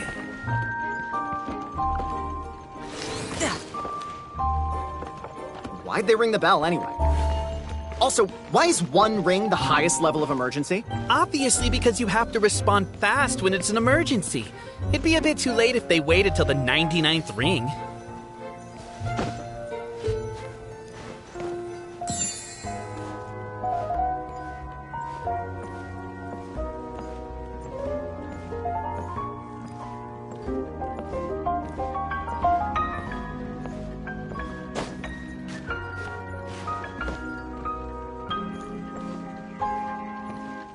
Tidal wave.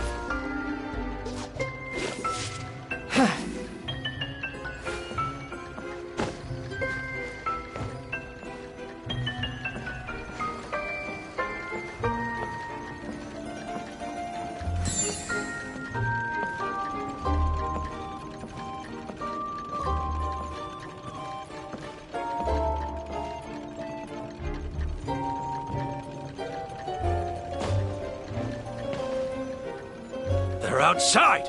After them!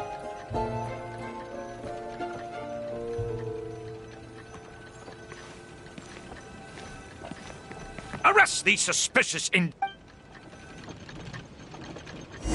The bell! It rang once! What does that mean again? Ah, yes! Highest level of emergency! Everyone, to the main entrance! Stat! Bring all the glue traps and place them outside the gates! The whole city is on the lookout, and there's only one way out. It's the path right in front of you.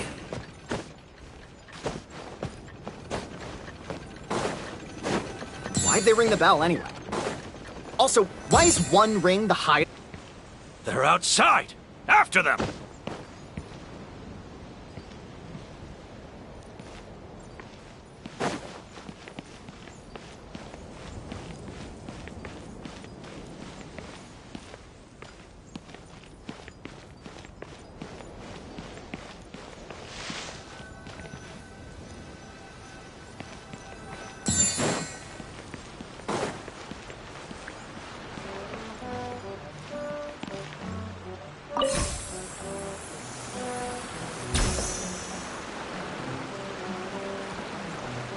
Any further and we'll be outside our jurisdiction!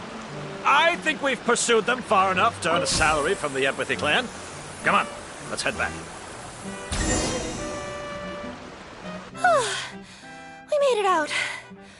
Don't know if we'll still be needing this. Okay, but back to the truth problem. There are 3 conflicting versions of the truth, and somehow they're all still true. What is that supposed to mean? I don't know. I doubt anyone here in Simulanka can make sense of it. All we do know is that any manuscript bearing her signature has to be valid. Well, she is the goddess of fate, the creator of all this. And all these manuscripts are her grand design. The reason we argued about who was right was that we didn't know enough about the truth of the past. But now we have the truth. So we just have to accept it. As surely as we will follow the clockwork path designed for us, we will never argue again. Thank you all. Is that all there is to it? Could you be any more? Whatever happens today... Me too. And me. Let's leave it there for today, then.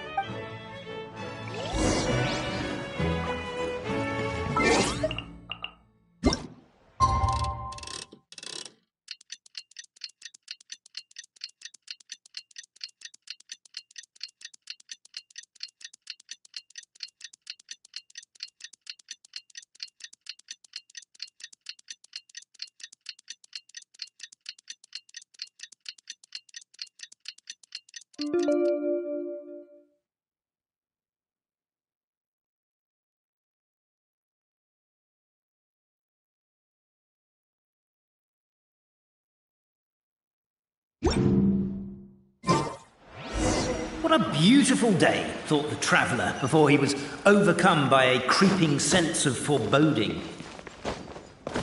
The voice in his head grew louder.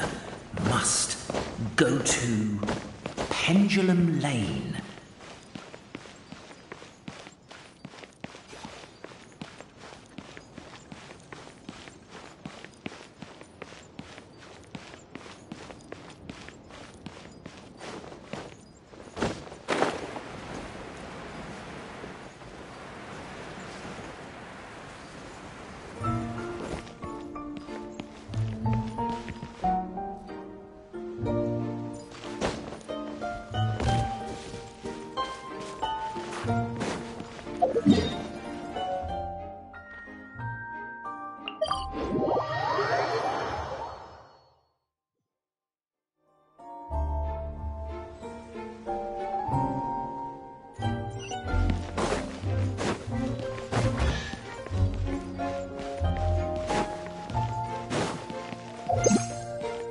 Pendulum Lane is just up ahead. Something must have happened here after...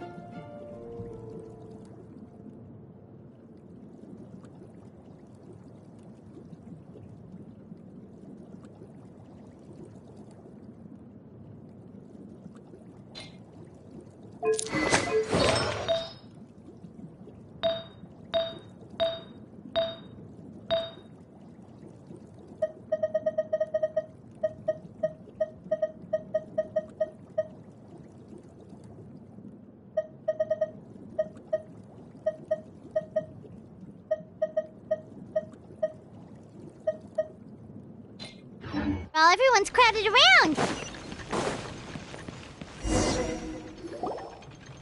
Oh my god, this is terrible! I don't understand.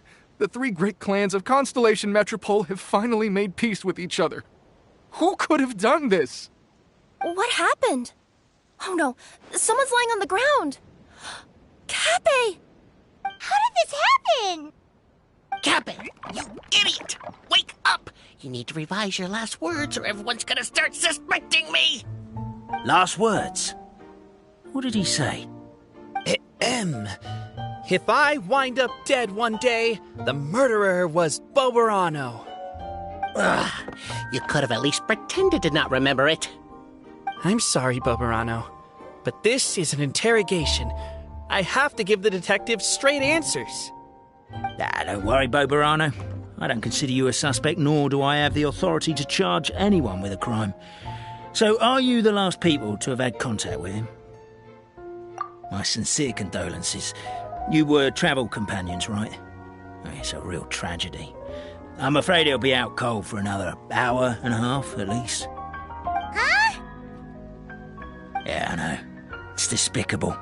Hitting someone in the back of the head is the second worst act of cruelty there is. The first being replacing their gear oil with extra strong glue.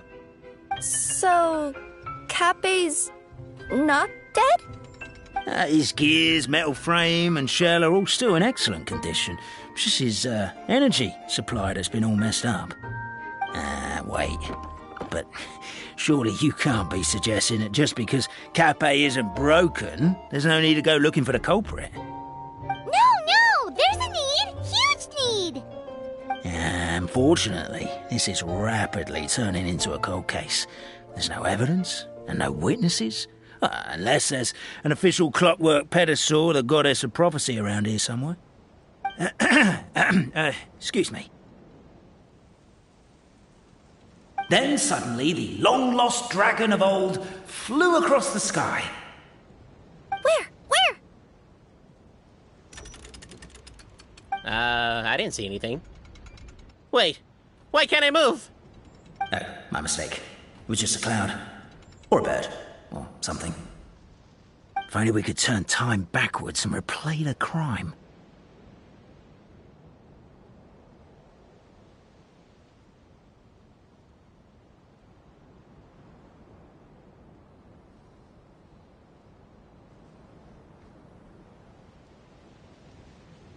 Isn't that one of those, clockwork socket things right behind you? So it is. No wonder everyone here is suddenly struggling to move. Traveller, if you please, let's recreate the crime scene.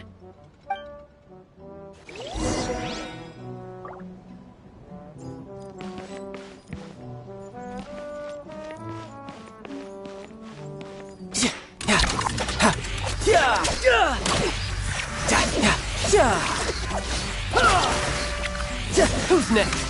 The crime scene's too chaotic. I can't make heads or tails of it.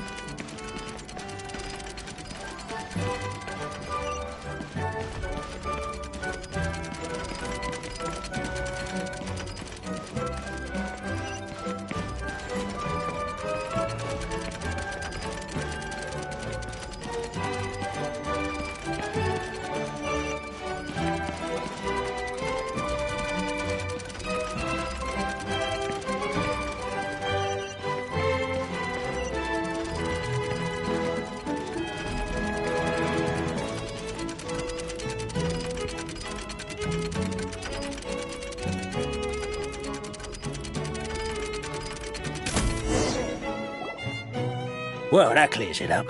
Cappy was walking along the street, and he suddenly collapsed. He was faking it. What?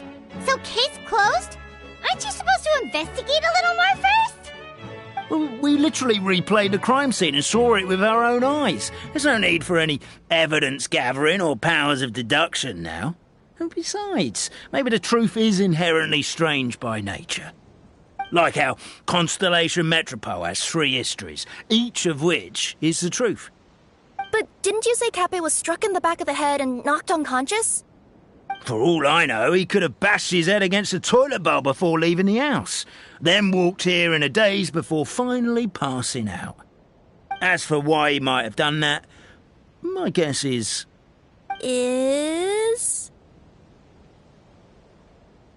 With the Supreme Clan question left unanswered and the tension in Constellation Metropole suddenly wiped away, he was looking to create a new source of conflict. Only then would the city feel alive again. Do we really think he's capable of that, though? Sounds like a pretty complicated conspiracy for the average Simulanka resident. Traveler, something about the crime scene isn't sitting right with me. It just seems unnatural. Also, anything outside of the immediate area won't have appeared in the replay. Is it possible that something was missing from the scene? Why don't we search the area? Wait, what are you doing? Oh, we're gonna head to Katbei's house to check the toilet bowl for signs of an impact.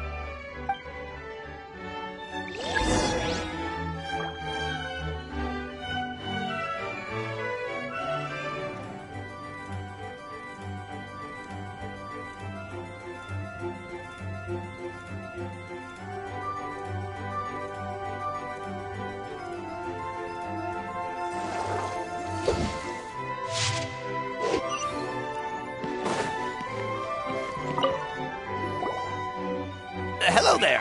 Have you seen my spear by any chance? Someone was shouting about a dragon a minute ago, and I instinctively threw it into the sky. Yeah.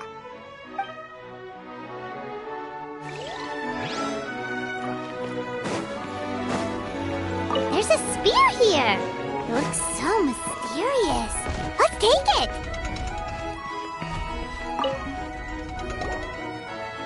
You're not from these parts, are you? Just visiting? Yep, that's right. Why? What's up? Well, I was gonna offer you a great job in the Titanium mines.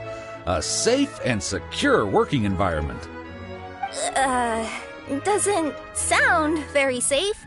At least not as safe as being a courier. To keep the Titanium ore intact, we use specially designed pickaxes that can't cut through it. Even if you struck a person with it, it wouldn't so much as leave a scratch. And in terms of labor intensity, the work has been rated as Class 2 physical labor by a reputable organization. Even cats can do it. I'm not... never mind. I give up. Welcome to Paimon's world. Mind you, I don't know what happened today, but somehow a pickaxe has gone missing. Maybe one of the giant guards broke it down, so someone took it to perform a rapid resuscitation procedure.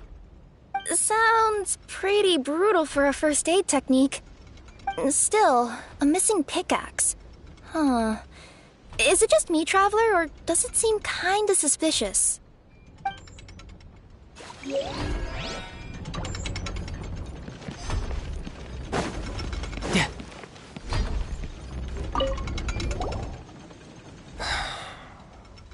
Come here.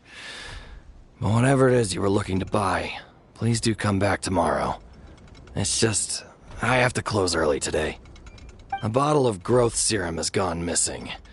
If someone's stolen it with the intention of harming others, the consequences could be disastrous.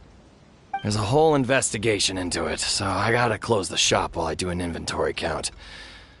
If it turns out I'm wrong and I miscounted, I could be charged with filing a false report and disturbing the peace.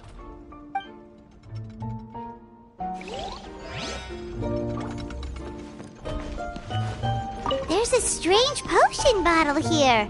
Looks so weird. Let's take it.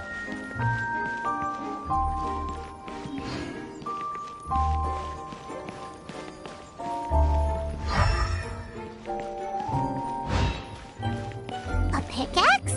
What is it doing all the way down here? There's gotta be a story behind it. Let's take it. Let's say one of these was the weapon used in the assault. Which one do you think it is?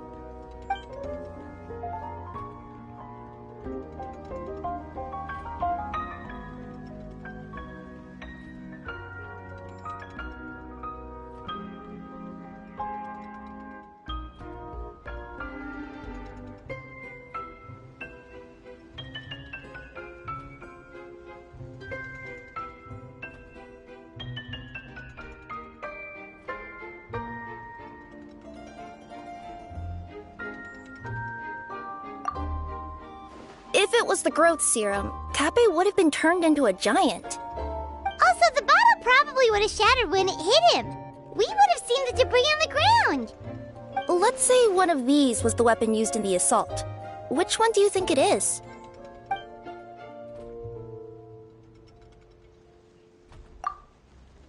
If so, there's no way his head would still be in such good shape. He'd have a big dent in the back. And if the guard is to be believed, he had the spear in his possession right up until that guy shouted about the dragon. Let's say one of these was the weapon used in the assault. Which one do you think it is?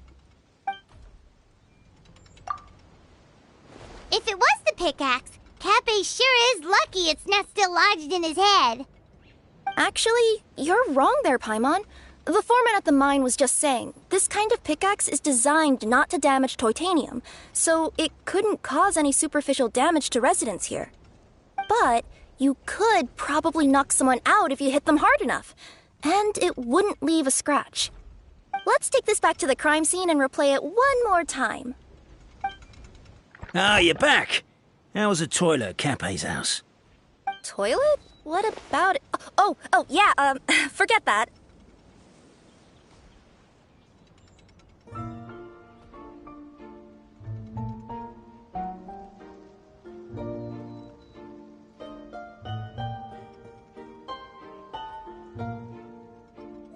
What's this about? What are you trying to say? We thought the way Kappei fell looked odd, so we searched the area for suspicious items and found this. It could have been deliberately placed out of range of the crime scene so it wouldn't show up when we replayed it. Now we've retrieved it, we were gonna replay it again. You don't mind, do you? Oh, I just remembered I forgot to turn off the clockwork switch in my kitchen. Yeah, I think I'll just, Oh, no, you stay right there.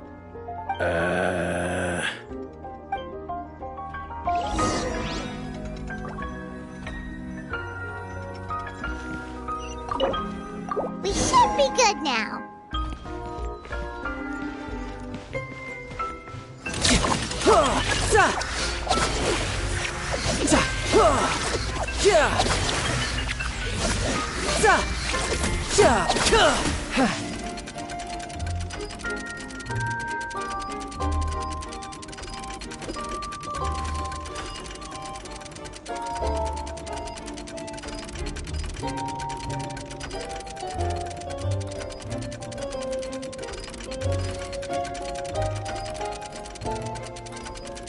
This place is pretty dead. By which I mean, there's nothing to kill.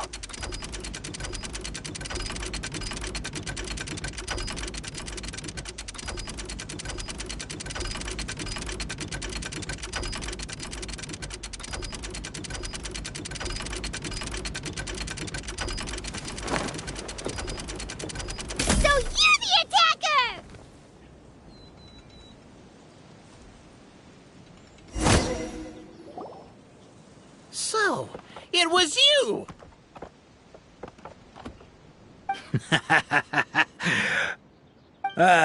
I would congratulate you for cracking the case, but since I did such an abysmal job of covering my tracks, it didn't exactly have your work cut out for you. So, all I can say is... Catch me if you can!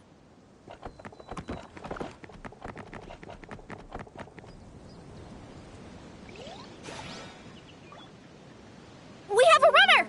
That's it! Let me at him! The would-be Marquis of Carabas dispatched the Nekomata in boots, who ran off in pursuit of the poor little minion.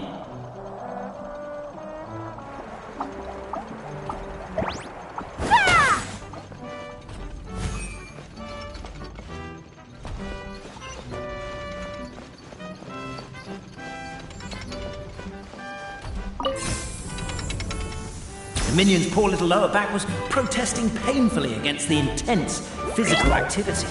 He decided to take the elevator, giving him a moment to catch his breath. Really? His lower back asked. But the minion had no other choice. He resolved to make the jump down.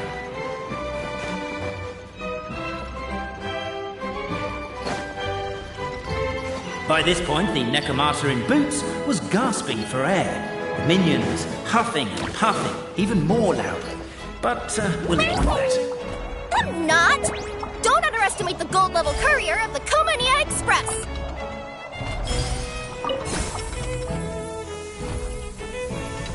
A characteristically catty response from the Necromata. Tell me, what do you hope to gain from bullying me?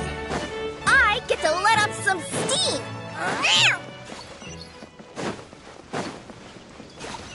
Ha-ha! You fell into my trap! Oh, and by the way, remember the glue you got stuck on when you first entered the future Marquis's abode-to-be? That was also me. I did it using my powers. Rats! Oh, I'm so jealous of you guys right now. You can just jump out of your shoes and keep running, but Wait, The unnamed minion made a last-ditch escape attempt. He began his long climb, up the wall, the tall wall. He began his long climb up the tall wall. You call that a tall wall? In urgent Neko parcel mode, I'll scale it in no time. A heartbeat. I surrender.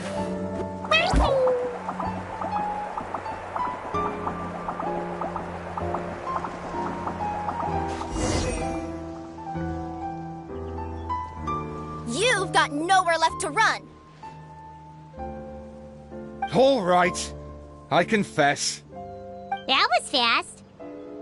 Getting caught by you here was a backup plan. I don't know if what I've done will make things better or not. Time to come clean. I am the narrator, the one who's been guiding you all this time.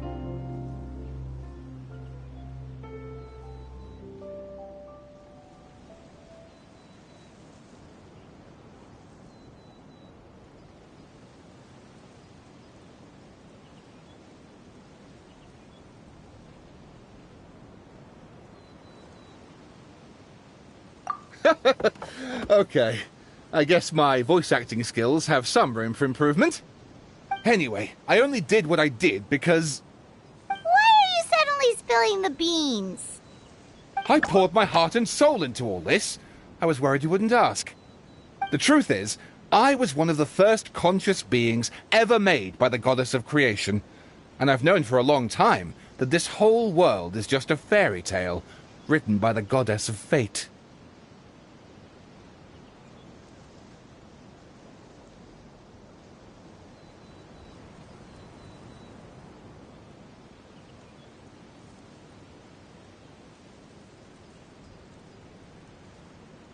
I know they say that fairy tales are just made up for kids to read, but I refuse to believe that fairy tales are just fictional stories and nothing more. The reason why Constellation Metropole has 3 origin stories is that the Goddess of Fate wrote 3 drafts and couldn't decide which one she liked best.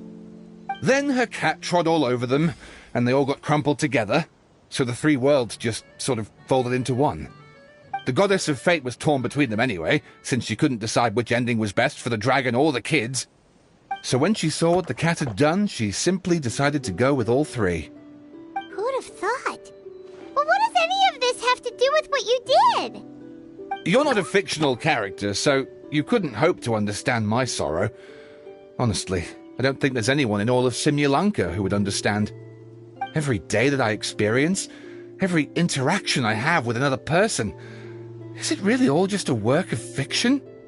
The only reason the 3 great clans wanted to find out the truth was for the pointless task of electing the supreme clan. I thought that once they'd learned the truth, it might make them curious enough to investigate further. But as it turned out, they just accepted it and carried on living the same old lives. I have to motivate them to keep looking for answers now that they think they've learned the truth. I have to make them uncomfortable with the superficial explanation that they took at face value. And I have to figure out, once and for all, while you real people from the outside world are still here, are we real? Aww. That's my full confession. Time for you to take me back. I'm guessing I'll probably be forced to make a public apology, then sentenced to half a day in solitary confinement. I definitely deserve half a day. Oh, also, Pass this message on to Cape, Bobarano, and Albizi, if you could. The Great Clockwork Key was originally put in place jointly by the ancestors of the three clans. If the three of them had any ability to cooperate whatsoever, they'd have been able to remove it by themselves. Over all these years, not once have they ever tried removing it together. Oh, my poor child. There's one thing you've been mistaken about this whole time. Ah! Whose voice is that? Detective? Was that you? Your voice acting's actually pretty good. The reason fairy tales are suitable for children is that they help them to understand the world. Fairy tales may be works of fiction, but at their heart lies an internal logic that is undoubtedly real-world truth in a condensed form. Perhaps they simplify good and evil, and perhaps they hide the darkness in metaphors. But let there be no doubt. The world within fairy tales is as real as can be. And by extension, you and your compatriots are also real. Goddess! Is it really you? The line that separates footnotes from narrative can never be crossed. Never the two shall meet. This is why you have never heard my voice before. But now you wish to break free from the story, and there's a cat nearby, so you can hear my echo. Necromora! Just your echo?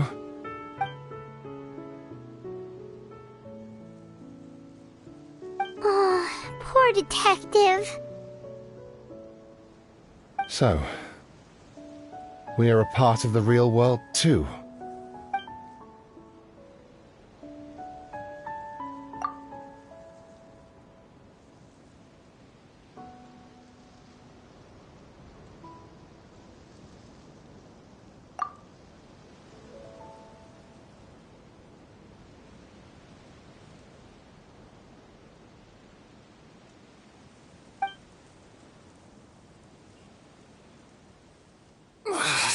My head's spinning. Albizi just gave me a quick rundown of the situation. So you caught the detective? Sorta. We chased him until he surrendered.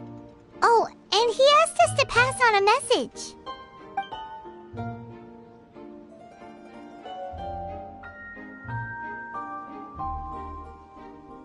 Does he really think we didn't try that?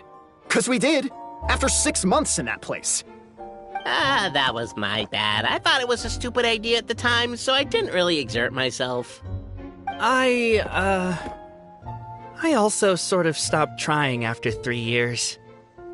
You... Never mind. I'm partly to blame as well. On the second attempt, I just hugged the key and pretended like I was pulling as hard as I could. You guys are so lazy. My granny's neighbor's pet cat has nothing on you, and it spends all day, every day sunbathing.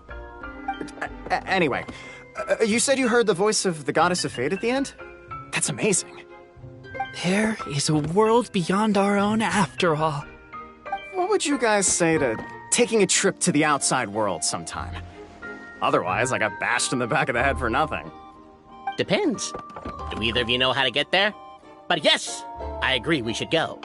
And not invite the detective, just to annoy him. But maybe the reason we've never worried about whether we're real or not is that, unlike him, we weren't there to witness the creation of this world. We've never had any reason to doubt that we're real. If someone ever convinced me that these delightful dimwits, Cape and Albizi, weren't real, I'd be devastated.